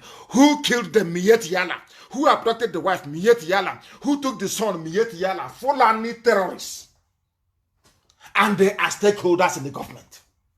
And all of you, you see all these things every blessed day. You see what is happening every day of your life, of your stupid, wretched nigger lives. And you keep quiet because you are in darkness. You are in a room of darkness you cannot see. Black people. I don't want to speak against the spirit, honestly speaking. But there is something wrong with us. Something is wrong with the brain of a black man. Something is definitely wrong. And that is why we are being killed all over the world. It is our own fault, our own making. I don't blame anybody who is a racist. In fact, even the Fulani, are they not racist towards us? Because of our stupidity? Because of the work of the traitors and saboteurs, are they not being racist towards us? Why would they have a nepotistic regime if they're not racist? We are Fulani occupies everything. They loot with impunity. Flying about with private jets everywhere. They never worked for. They never worked for anything in their lives. And you're all keeping quiet. All you know how to do is to gossip. And even you're gossiping to get your facts right, you cannot get it right. Because if you want to gossip, you gossip very well. Get your facts, you cannot even get your facts right. That's all you do. While the Fulani is in your village killing your people, you cannot talk. That's how foolish all of you are. The incident occurred on Sunday night when his residence at Tollgate area along Abuja Road in Kaduna was invaded. Timothy Gandu, a former commissioner for economic planning, who is the deceased brother, confirmed the incident to the cable. He said the attackers gained access to the house by breaking the window. Lawlessness everywhere. Gandu said the bandits, these are Fulani people, shot his brother on the shoulder. And as he was attempting to escape, it was the same narrative of criminality everywhere. Bandits invading communities, breaking into homes, killing and abducting people right across the zoo. All of you are there answering Nigerians, nigger people, children of darkness and of iniquity. You know nothing, your brains are empty. Do you see what it means to be a black person? It means you are foolish to the core. That was why they named you niggers. Because you have no brain, you cannot see. You have eyes, you cannot see. You have ears, you cannot hear. Look at what Fulani are doing to everybody. And who are these people? How many are they, I ask you? How many are they? Because of selfishness, because of every year go you want money, you go and serve Fulani interest that is against your own people's interest. That is why they are there. Very few of them. That is why Buhari died since 2017. And they have been ruling with proxy till this very day. All of you are dumb. You are foolish. You are useless. You cannot reason very well. That is why you're a nigger in a Nigeria. Nigger in a zoo. You cannot reason very well. You cannot reason very well. I feel sorry for you people. Lawyer killed, the wife abducted. They will go, they will impregnate her. They will impregnate her, sorry. They will get her pregnant. She will give birth to a terrorist, to a Fulani terrorist. And her life is gone. And they took the son, maybe to come forcibly, because the brother is Timothy, which means they're Christians. The child will be forcibly converted to Islam, given AK-47 to do the bidding of the Fulani. This was what the Hausas did. Hausa, you allowed them to come. Hausa, you allowed Fulani to come. Look at the results today. For some of the idiots saying allow the Fulanis to come, you have seen it in the north. See what they're doing in the north. Have you not seen it? Or you are blind. Now listen. Exactly what they did to us is what they're now doing to Kaduna youth. Fulani will attack your village. Britain will not talk. This day will not talk. Guardian newspaper will not speak. Punch will not write. None of them will write. Oh, no, NTA channels, so they won't talk. They are there. Fulanis are coming. They say, oh, bandits invaded the village. Or criminals invaded the village. They won't talk. But as soon as your young people rise up to confront them, everywhere you see them, they write. So the problem in the zoo are also newspaper proprietors. As I said, it's an alliance of the devil. The devil gathered bad people together and gave them power over the majority. Now in Southern Kaduna, what is happening in Southern Kaduna? People, why are Southern Kaduna youths getting arrested, but no one is arresting Fulani headsmen? Why was IPOB proscribed? Nobody proscribed Fulani terrorist headsmen. Nobody proscribed Mieti Allah. Instead, they gave Mieti Allah 100 billion naira. This is for the traitors in our midst. Traitors, traitors, Sabo, baby saboteurs. This is for baby saboteurs, traitors. Have you ever asked yourself, why is it that despite all these killings happening, Fulani has never proscribed not one single Fulani terrorist group? Because all of you are foolish. You are very, very foolish. Because your own treachery is demonic. You are a traitor possessed by a demon. That is why you cannot reason anymore. That was why our governor sold us out. Our so-called elders sold out IPOB. Sold us to our enemies. Sold out. And I'm asking them, they claim they are elders. I'm asking you, how many Fulani elders have come out to condemn Fulani terrorists, killing, raping, and maiming people? What did IPOB do? They can't answer. That is the life of a saboteur. A sabo is like that. A sabo has no answer. Because a sabo is possessed by the devil. They must do the work of the devil. That's the way they are. Why are people are asking a question. Why are you arresting Southern Kaduna youths, protecting their homes, their mothers, their sisters, their wives, whereas the Fulani killers that are coming to kill them, you don't arrest them? They can't answer that question. They can't answer it because it's the zoo. Everybody is blind. Everybody is blind. Sheepishly and mopishly walking away. I can't understand these people. Why are Southern Kaduna youths getting arrested, but no one is arresting headsmen? This is from somebody called Colonel Labo. In a trending video shared on social media platform, tweeted by Umar Syed Hassan with the Twitter handle at alaye _100. He tweeted, "This is the reality on the ground in Southern Kaduna and most territories plagued by insecurity. In the famous words of T.Y. Danjuma, they collude the army. Nigerian army are part of the terrorist group. They collude. How many of these headsmen are in court today? How many Boko Haram terrorists are being prosecuted? None.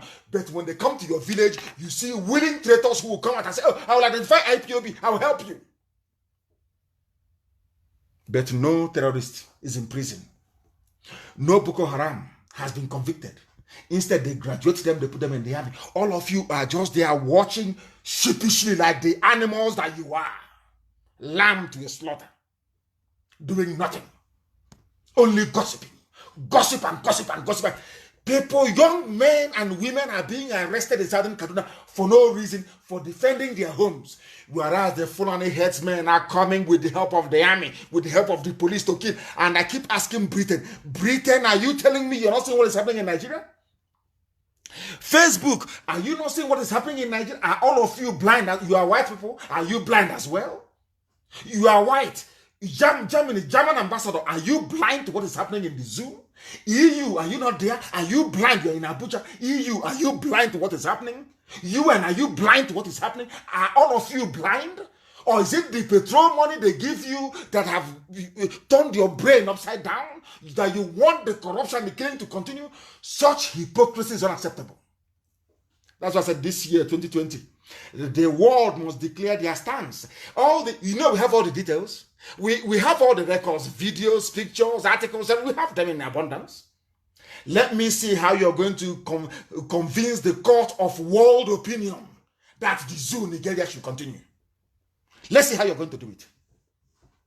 I want to ask Britain, we want to know how you're going to do it. All you can do is to enforce air, land, and sea blockade as usual. But don't think I'm stupid. I will manufacture my own weapons. You think I'm foolish? You think I'm going to go through the same rubbish that happened in the past? Is that what you think? Is that what you're thinking? This time to be all out destruction, everything will die. I'm telling you the truth. You people are there, Europeans are there, Americans are there, Canadians are there, and all the people are being killed, their mothers being raped, their wives being abducted in broad daylight. You people are there keeping quiet. You're not talking. People who are defending their homes are being arrested. All of you, international diplomats in Abuja, you kept quiet, all of you. Because of what you're getting from the corrupt system in the zoo, Nigeria. But I want to tell them, the diplomatic community in Abuja, that evil has never prevailed over good in life. It can never happen. All of you can gang up and sustain this evil regime as much as you like. You can never win. All of you can never win. You people are supporting Fulani with their DSS and their army killing innocent people, whereas the Fulani terrorists are being enhanced, empowered to go and be killing people, and you're all quiet. We shall see. In the video, the retired Colonel Labo Hassan was heard addressing the Southern Kaduna crisis. The highlight of the video is basically, how come the government only arrests the youths that try to defend them? Every time they came for IPOB, we are not armed, we are defending our land. I formed BSS and said, these very people will defend our land. They said no. Arrest him, kill him. Igbo politicians, Igbo, IGBO, traitors, Somo, Sabo, all of them, and the so-called elders. Now, today, they are killing our mothers, they are abducting our daughters, they are raping them, they are slaughtering them, and cutting them into pieces. Nobody is talking. Sabo will not talk. A traitor will not talk. The corrupt politicians will not talk. Our land is barren. Look at what they're doing in Southern Kaduna. And I'm sure when they came to invade my house, there were some people from Southern Kaduna who were dancing and jubilating. Oh, Nnamdi Kanu wants to divide Nigeria. Have you seen why? Go now to Southern Kaduna and tell them about one Nigeria. You hear what they will tell you. And I'm saying to them, this was what I was warning you against.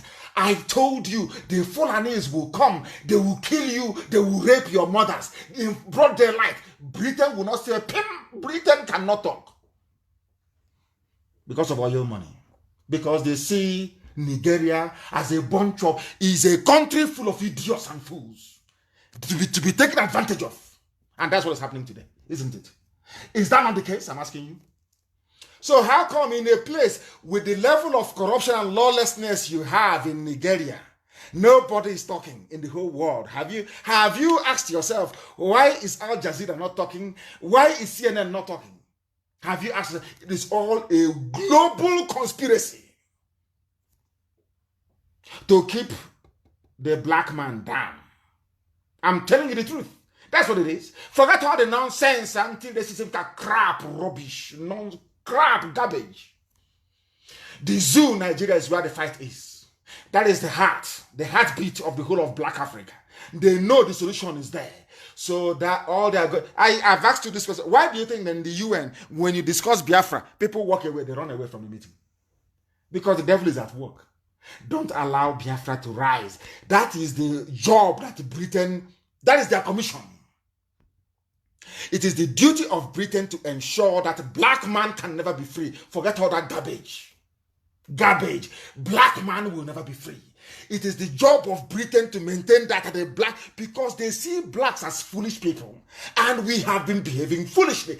Tell me why Fulani, that is only about 4% of the population, will be doing what they're doing and getting away with it. How? Please explain to me. If every ethnic group can take care of their saboteurs within, things will change overnight. I'm telling you, there are some sabo that will come and tell you about freedom. Sabo tu akaraka. The freedom, we want to be free. But behind, they have collected their own share. I'm talking rubbish. You hold meetings with them, and DSS will hear the next second. You don't know that?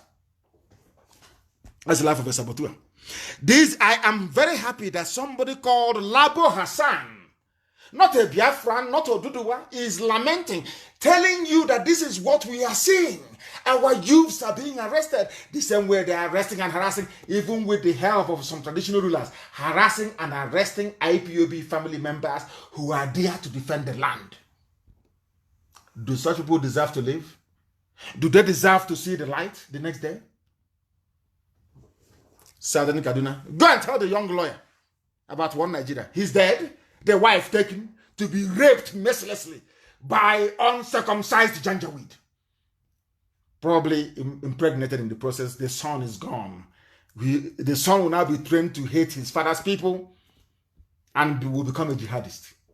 In your one Nigeria.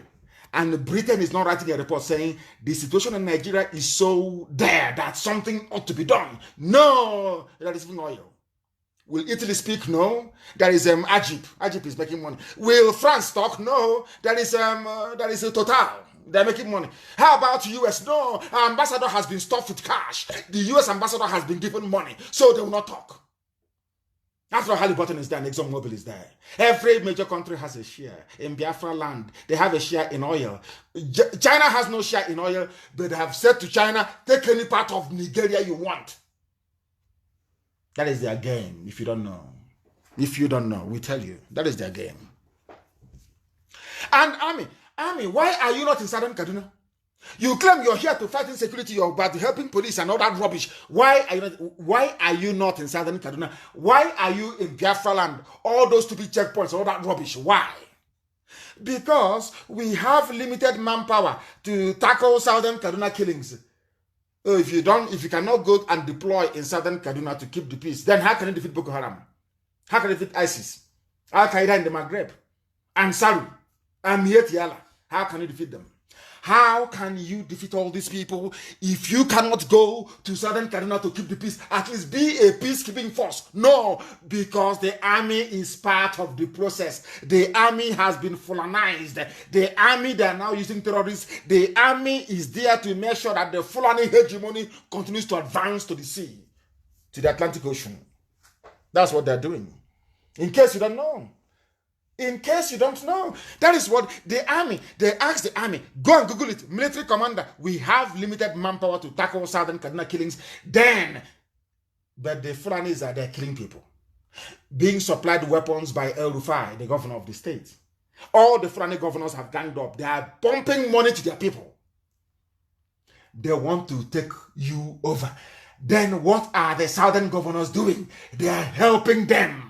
What are the Southern traditional rulers doing? They are helping the Fulani by trying to clamp down on IPOB. And the day we rise up, I know them very well. Any day, oh, they're terrorists. We told you they're terrorists. As if we don't have the dose, we have everything. Well documented, well prepared, stage after stage, line by line. They can come to. That is why I've been warning IPOB. You people must go on Twitter. I said everybody is an order. Everybody. Before the end of August, I want every IPOB family member to be on Twitter. I don't care if you know how to tweet or not. Our lives are in danger. You people want us to repeat the same mistakes of 1770 when they shut the door on us everywhere. But on Twitter, everybody is a journalist. On Twitter, everybody is a correspondent. I am warning you now, you must go on Twitter because the real battle is coming. They are going to lie against us. They will lie against us. They will use saboteurs, they will use traitors, they will lie, they will keep lying and lying and lying. We must counter them. We must count all this evidence we have. We are going to use it to educate the whole world as to the evil going on. And I want the various countries of the world to ask their ambassadors in Abuja what is happening in Abuja. What is going on in the zoo in Nigeria? We are going to make it possible. The time now is 10:10. Am I correct? It's 9:01, not 10. 9:01 p.m. in the land of Biafra. The same number of minutes past the top of the hour wherever you are. Wherever you are, the same number of minutes past the top of the hour. We are bringing you a live presentation that the world may know the truth about the zoo, Nigeria.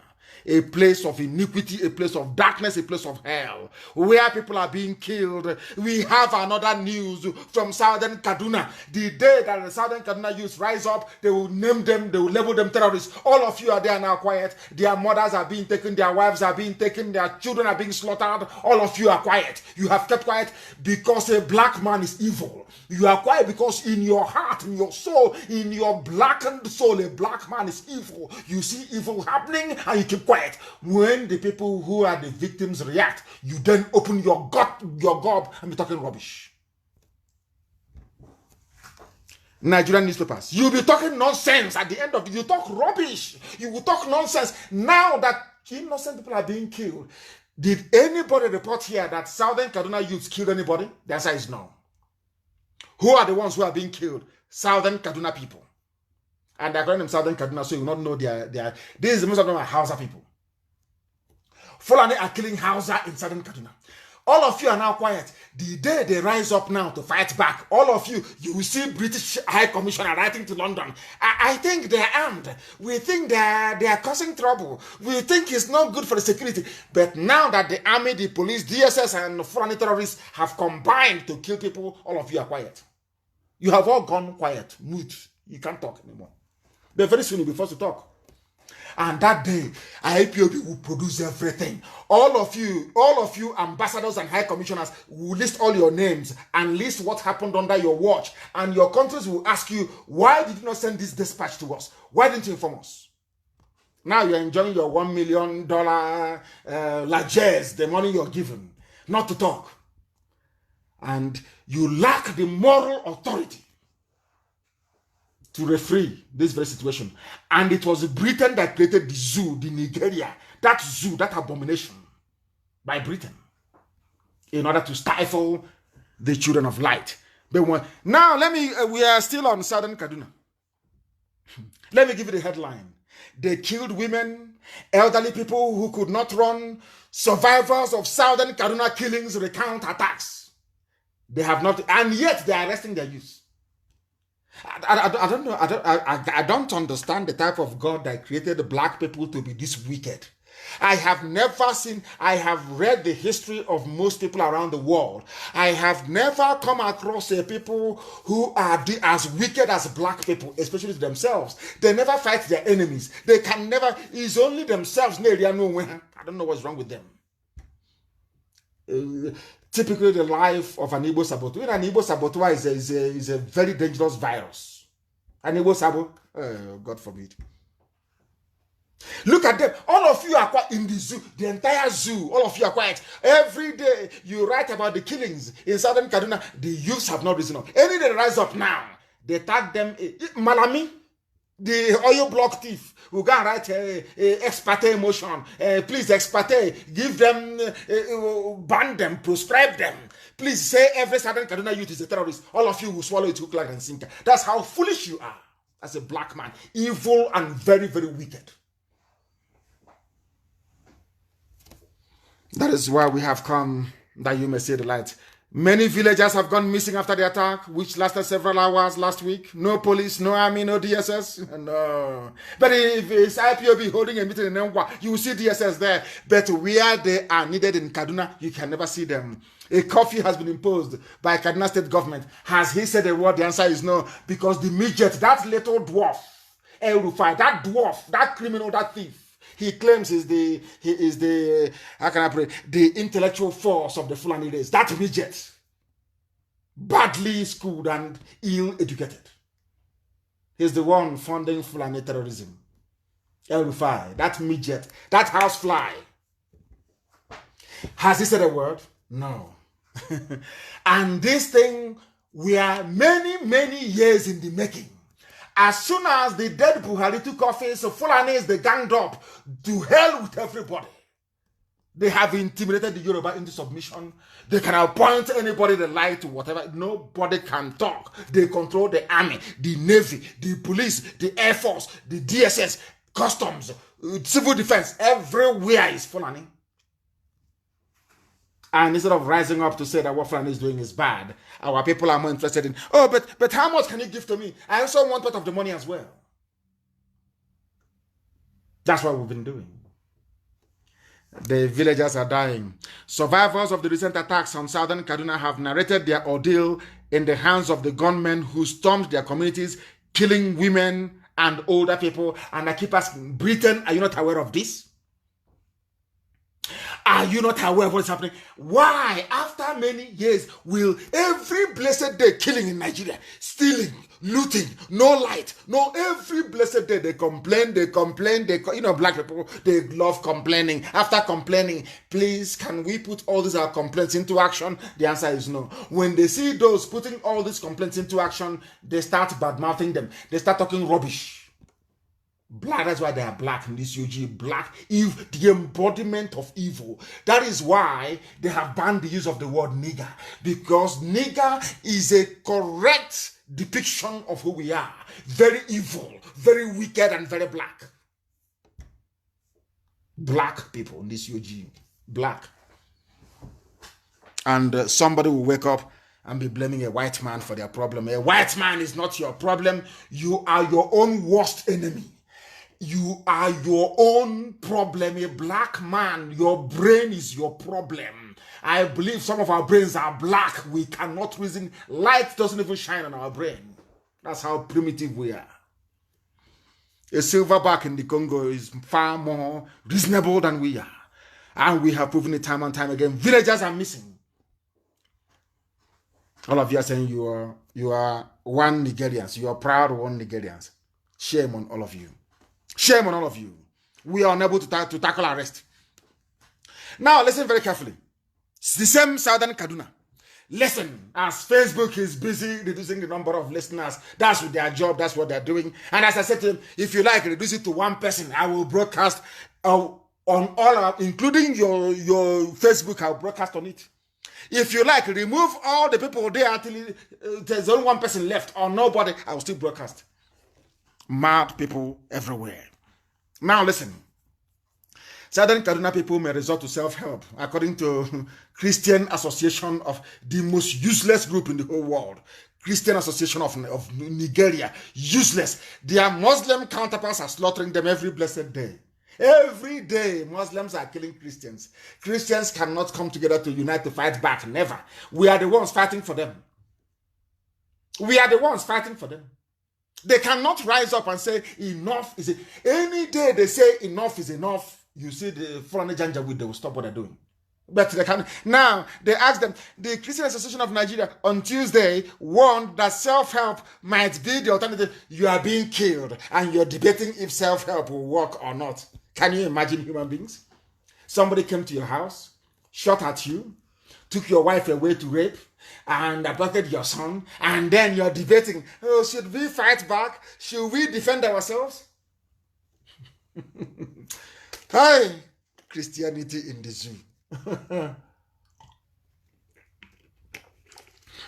Very, very sad indeed. Very, very sad indeed. The president of Khan, Samson Ayokunle, said this in a statement by his special assistant media and communications, Adebayo Oladeji, titled Christian Association of Nigeria calls for genuine intervention in the continuous murder in southern Kaduna. Look at the wishy-washy, weak statement by a coward, a livered coward. Does this man know there was a time the Pope led men to war during the Holy Roman Empire? Do Christians in the zoo actually know that the mother church, Roman Catholicism, the Pope will mount his horse with his sword and lead men into battle to fight for Christ? Are you aware of that? Go and Google it. I know that some of you with your school in the zoo, you know nothing. Just go and Google it and see. You claim you're a Christian and you're being killed. You've been killed since Buhari assumed power in 2015 and died in 2017. Replaced by Abba Kyari and the mask-wearing Jubril al-Sudani. Till today, they've been killing you. You're busy talking rubbish. We'll react. Let's do something. I'm calling for intervention. I call for investigation. Nobody ever investigates the rubbish you've asked for in the past. What makes you think they'll investigate now? And we may resort to self-help. As you are being Islamized. As you are being Islamized, you're being killed. You are asking for, if you don't do something, I'll react to, but you're already dead. Christian Association of the Zoo, indeed. Very, very sad. Extremely sad. The savages are at the door. And some of you can recall how all these killings started. And I am reading out this news this evening to remind the southeastern governors, and I won't say southeast especially, all of you conniving because you've been promised a vice presidential slot. All of you idiots. I want to tell you how the Fulanis operate, how the Fulanis actually work. Who started all these killings? El Rufai, the governor of Kaduna State. It is here in black and white. Please look for it and post it for me. We have paid some Fulani to stop killing in southern Kaduna. The same southern Kaduna. When was this news originally published? 3rd of December 2016. 2016, 2017, 2018, 2019, 2020. They have been killing the same southern Kaduna to depopulate and bring in Fulani from all over the world to occupy southern Kaduna. Are you following? All of you idiots with your one Nigeria garbage. I'm a Nigerian. Are you following it?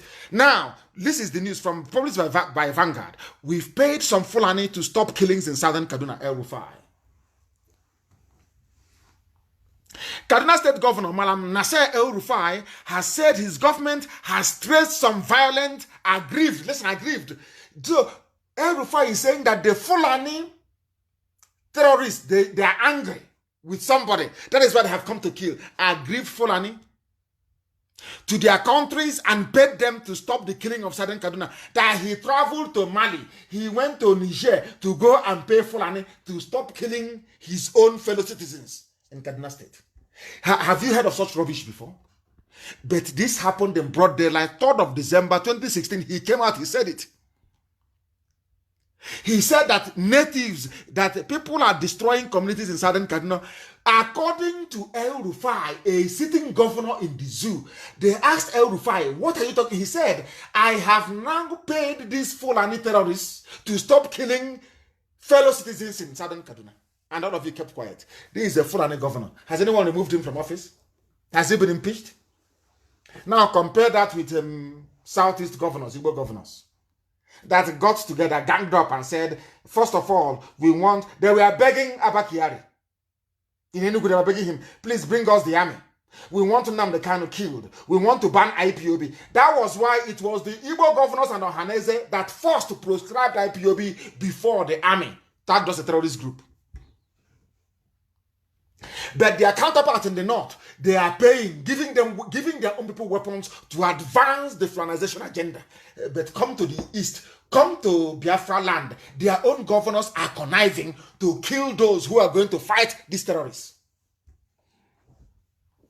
Do you see how an Igbo saboteur listens? I told you that an Igbo saboteur is like I don't know, it's like a bee on steroids.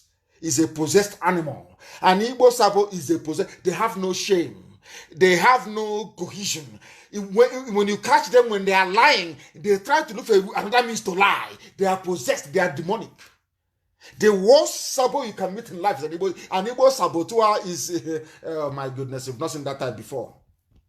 A Yoruba sabo can be a bit mild, or any other sabo from anywhere. An Igbo saboteur is a special breed, special breed of saboteur. Traitor. Igbo governor sat down and said, "Let us kill IPOB."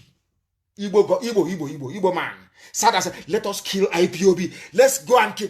They don't know that I know. They were the ones begging Abba Kyari to send the army. I have the name of the governor. They were begging Abba, send the army to go and kill them. Now they came to kill me. They killed 20 of my men. They killed many men. My parents died.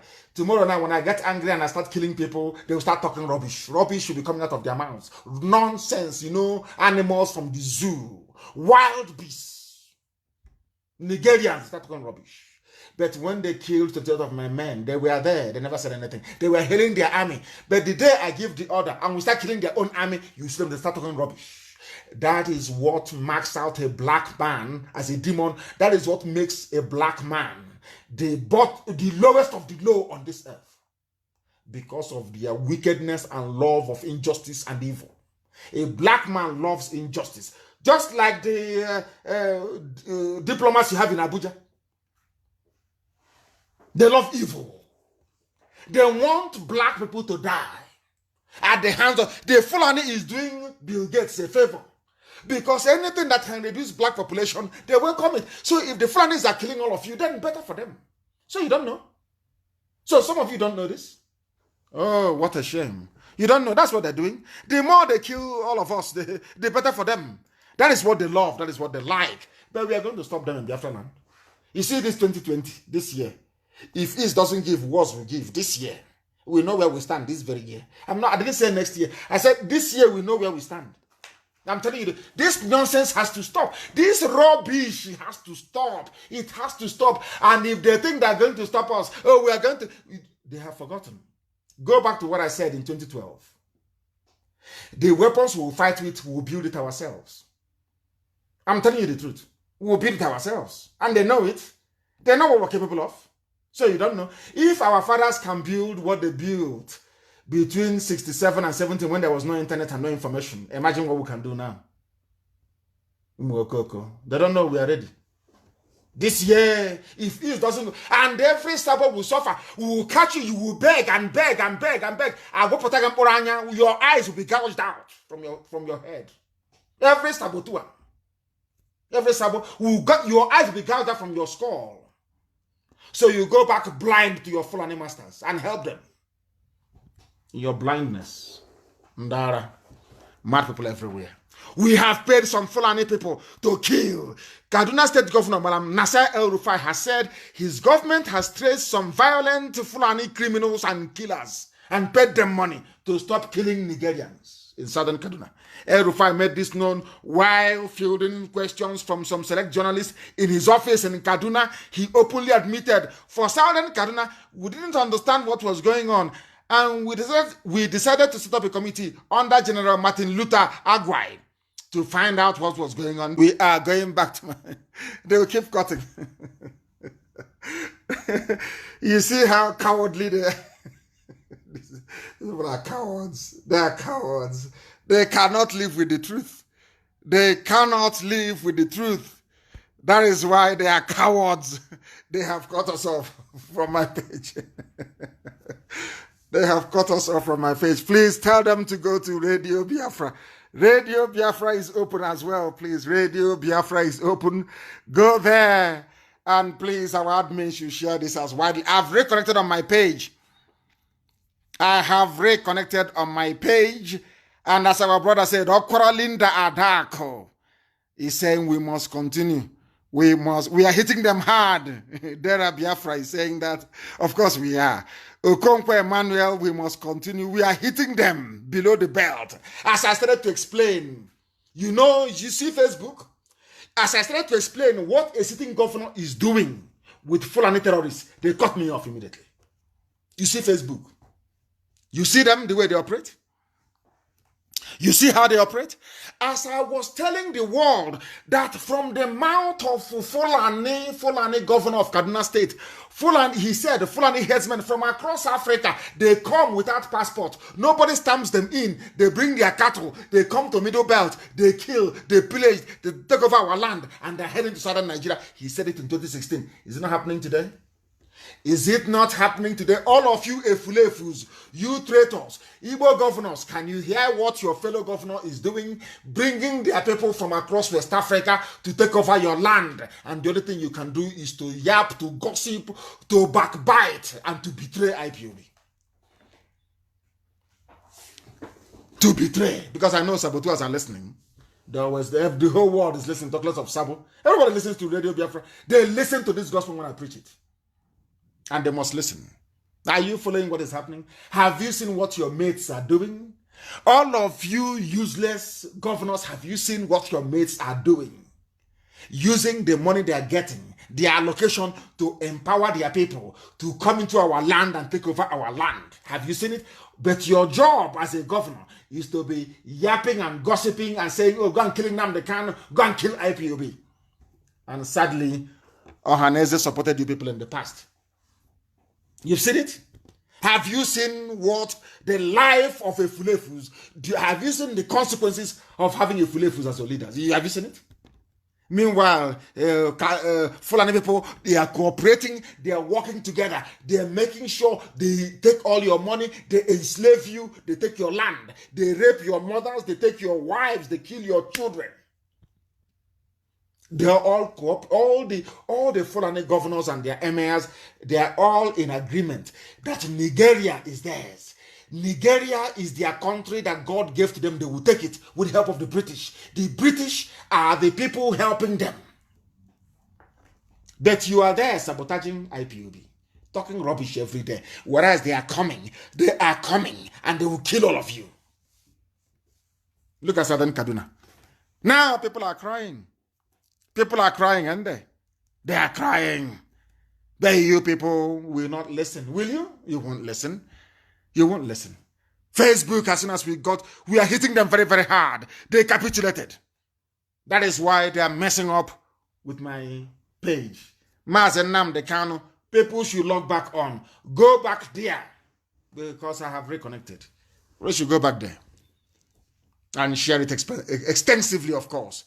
Extensively, of course. That is Kaduna for you. Hey, there was another headline as well, please. I will read it out. How we paid violent headsmen to stop Southern Kaduna killings. Has he stopped them? He gave them money. They bought weapons. They came back. And they are now more formidable than ever.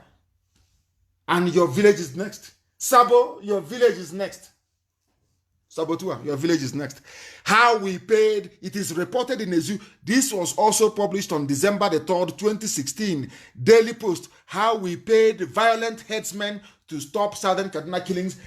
Had this thing happened, but look at the way they were scrutinizing and terrorizing Southeastern governors and South-South, so-called Biafran land governors. Every one of them. Are you supporting IPOB? Are you sure? Or they went to Abanibe. Are you sure you're not supporting? But these are the people paying terrorists. Can you imagine the cheek, the effrontery? They are the ones paying terrorists, but they will come, they'll be harassing Abaribe, harassing the senators, harassing the governors. Are you sure you're not supporting Nnamdi Kanu and IPOB? But has Nnamdi Kanu killed anyone? No. Has IPOB lifted any weapon? No. But you people are the ones paying your fellow criminals and terrorists to kill people. But you see how they roll. And the idiots capitulated as always. Arresting. The day I remember, I have been saying it this year. All of you policemen, those who said are in SARS, the traditional rulers, arresting IPOB family members. The day the result will be announced. You will beg and beg and beg and beg and beg, and there will be no mercy. I'm being honest with you. I have your names. Every SARS commander, every DPO, every commissioner of police that's ever arrested or presided over the killing of IPOB family members, God in heaven is my witness, we will find you and you will pay very dearly. Go and see what Mossad did to Nazi sympathizers after the Second World War. That's what we will do to you. There will be no mercy, there will be no pity. And then I will wait for British government to write rubbish. And then we'll ask them, where were you when they were killing us? Where were you?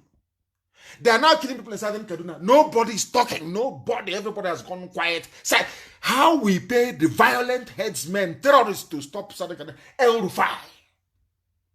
Fulani. Governor. Compare that with governors in the East.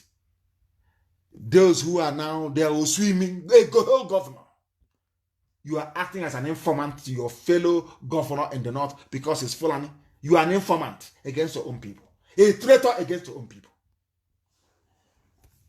We must continue. We are back on my page, of course. They are disrupting it, which I expect them to do. But we are live and we are direct and the whole world is listening. They are wasting their time. Not our own time, they are wasting their own time. Every time I preach, they cut. Every time I preach, they cut. There is another headline also, I will tell you. El Rufai, compensation of foreign killers and the dangers, and the looming danger by John Dan Fulani. John Dan Fulani wrote this very piece. When did he write it? Let me see if I can find it. January the 4th of 2017. He wrote it. John Dan Fulani, I know him very well. He came to see me when I came out of prison. He's very outspoken. Very, very outspoken. Forget his name. He's not a Fulani man. He's Hausa.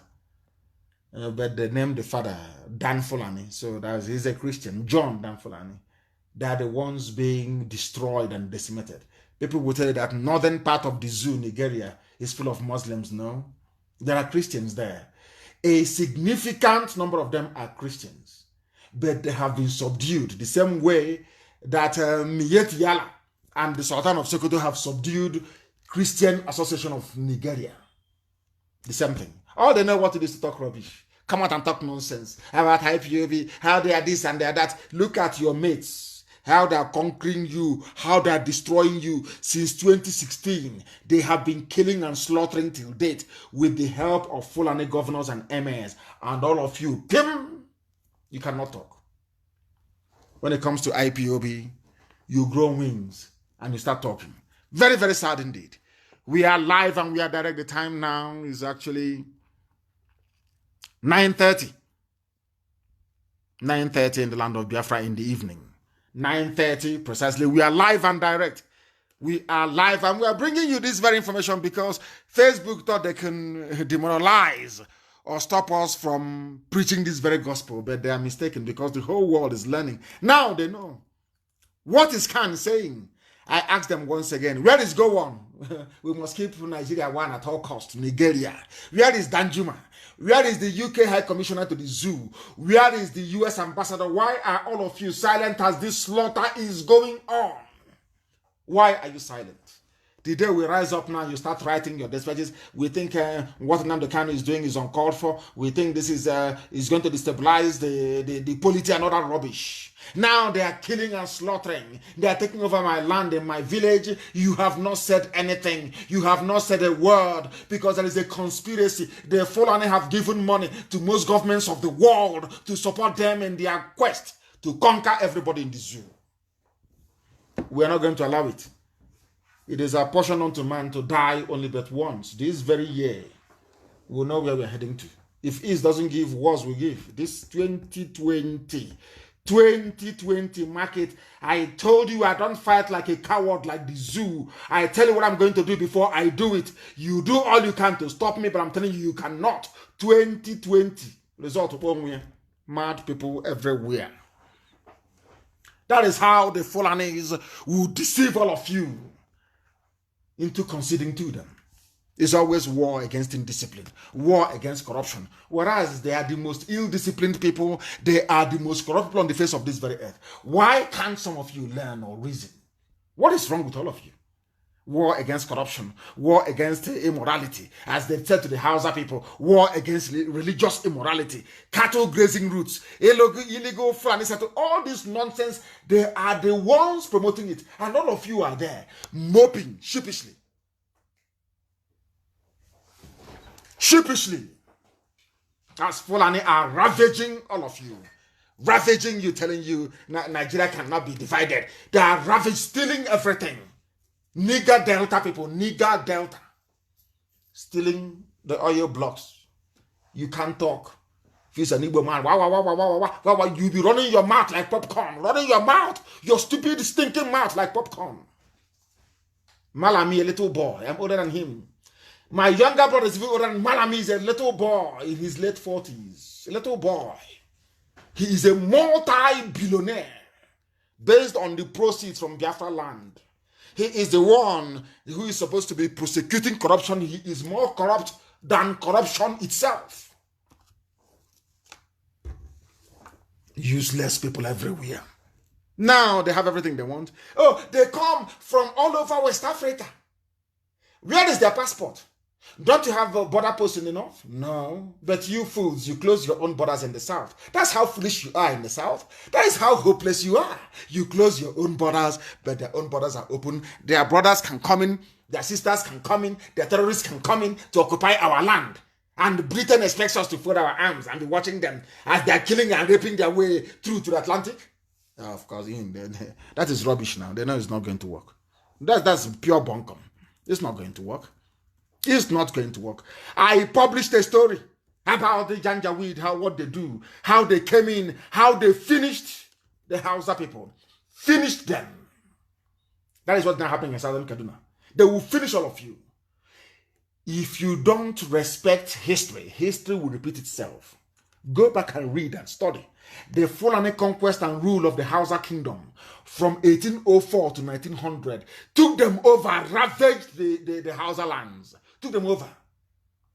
And what I found very interesting was what the man said, what the author said in the final segment of this very compelling piece.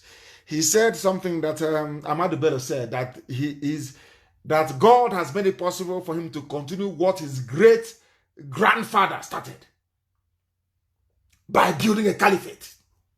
And that caliphate they have sworn to take to the Atlantic, and that's what they're doing. And all of you are just there. Sabo too. That's all they do. Sabo is evil. Now, listen to what Othman Danfodio, what the son said, who is the Sadwana of Sokoto. He said, I have never sought the political limelight of a leading position in my country, but I could not avoid the obligation of my birth and destiny. My great-great-grandfather, who is Othman Danfodio, built an empire in the Western Sudan.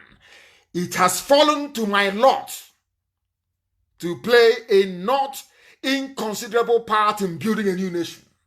My ancestor was chosen to lead a holy war, which set up his empire. I have been chosen by a free electorate to help build a modern state. Holy war against the Hausa. Hausa people allowed them. This was the man that Buhari was emulating before the idiot died. And as I told him, I will kill him. I didn't touch him, and he died. I did what Elohim asked me to do. Asked me what to do, and I did it, and the idiot died. The same thing will happen to all of them. You know Mama Ndaura? He has brought out his head now as the spokesperson of the Kabah. Abakiel is not there, Funtua is not there. He is now the appointed spokesperson. Watch out for him, for Mama Ndaura. You will hear his story very soon. Watch out and see. I said to you, you will hear his story very soon. Mama Ndaura, very, very soon. You hear his story very soon. These are the idiots. They have brought this war. They don't want to call it holy war. They are now using corruption. We are fighting corruption. That is the war they want to use to conquer all of you. Because of your stupidity, your docility, your cowardice, and your envious nature. You are there and they're swallowing you alive. You are there. They're swallowing you alive. You will see what's going to happen. And meanwhile, they're in Lagos, killing people. And once they kill, they say, it's gas explosion. People are dying, they're detonating bombs everywhere. And I say, where is Amoteku? What is happening? Please publish that video. You will see them. None of you know about this because some of you are engaged with Sabo. Sabo, you people are exchanging words. You don't know there's a bomb explosion in Ajawa State. They know that is where Igbos are living. There's a bomb explosion in Ajawa State. They are killing people there. The Janjaweed, Fulani terrorists, they are everywhere. Britain cannot see it. EU cannot see this one. Everybody is quiet and silent. But once it is Fulani doing the killing, oh no, that's no problem. Once another people rise up to say enough is enough, you see them. Every front page of every newspaper will be awash with their garbage. Please publish it. People are dying over there. Houses, many dead people, cars destroyed as gas explosion rocks. Every time it's gas. The zoo doesn't have any underground piping system for gas. So how come every time it's gas? How come since I was born in 1967 till the year 2015, or before Boko Haram came, I never heard of any gas explosion killing more than the person selling the gas cylinder, or maybe the customer. Now, what type of gas explosion? Is it the same type you had in Ojo Cantonment, in Threadfair that killed a lot with gravity bomb? The same one you had in, was it in Osun State? Or was it in Oyo State? Gas explosion. What type of gas explosion can cause such damage? Is it not the gas cylinder that people use? Butane gas? Tell me where the gas cylinder is that caused such damage. Do you see how black people are? Black journalists, do you see how evil they are? Somebody have just said, oh, please say it's gas, and they just didn't gas explosion. I don't know the God that made black people, honestly. I don't, something is wrong somewhere. This UG, something is wrong with you people. You black people, something is wrong with you. In the midst of all these killings, there is a talk about Igbo presidency. And this is the man who is next in line. After Abakari, you have Funtua. After Funtua, it is him. That's what they do. They don't come out in the limelight together. This one now is the custodian of the dead Buhari agenda. He says it's Buhari's nephew from Daura. Now, at the end of Jonathan's tenure, they were crying for zoning to the north. Now they have got, I have said to people before, I said this in 2015, that they have the mentality of Islamic Brotherhood. They use the ballot box to get into power, but once they're in power, they invoke Sharia, and they tell that the God said this and God said that. Allah said this and Allah said that. Are you seeing them now? Now, having gotten the presidency, they're now saying that they want an end to zoning.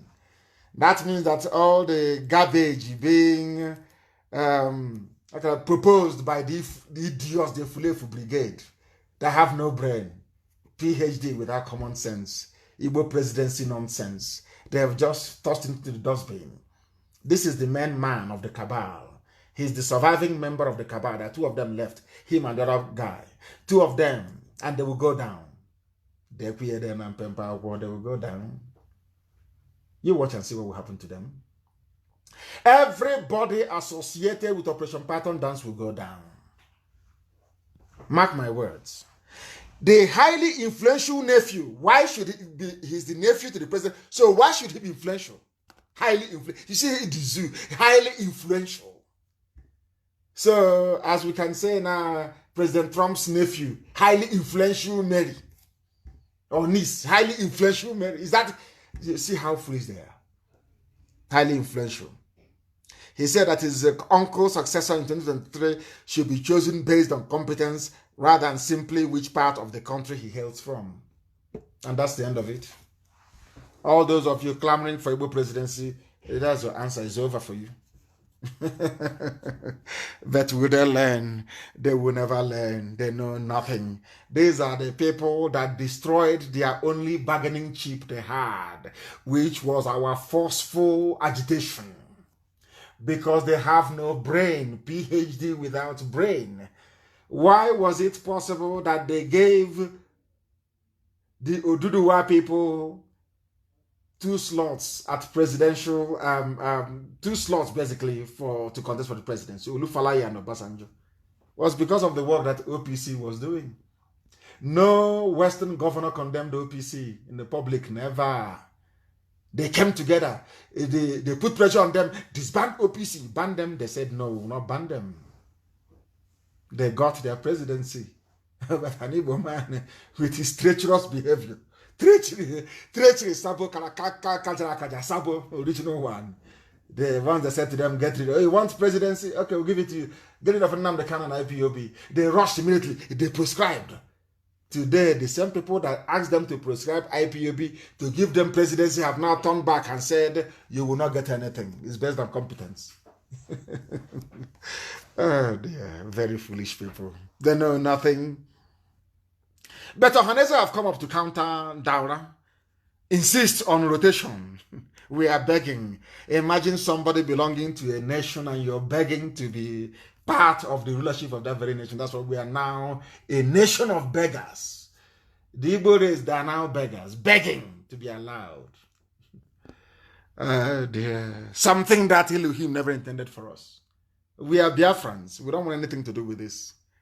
They are warning that equity should not be sacrificed. What is equity? Is there any rotational presidency in the USA?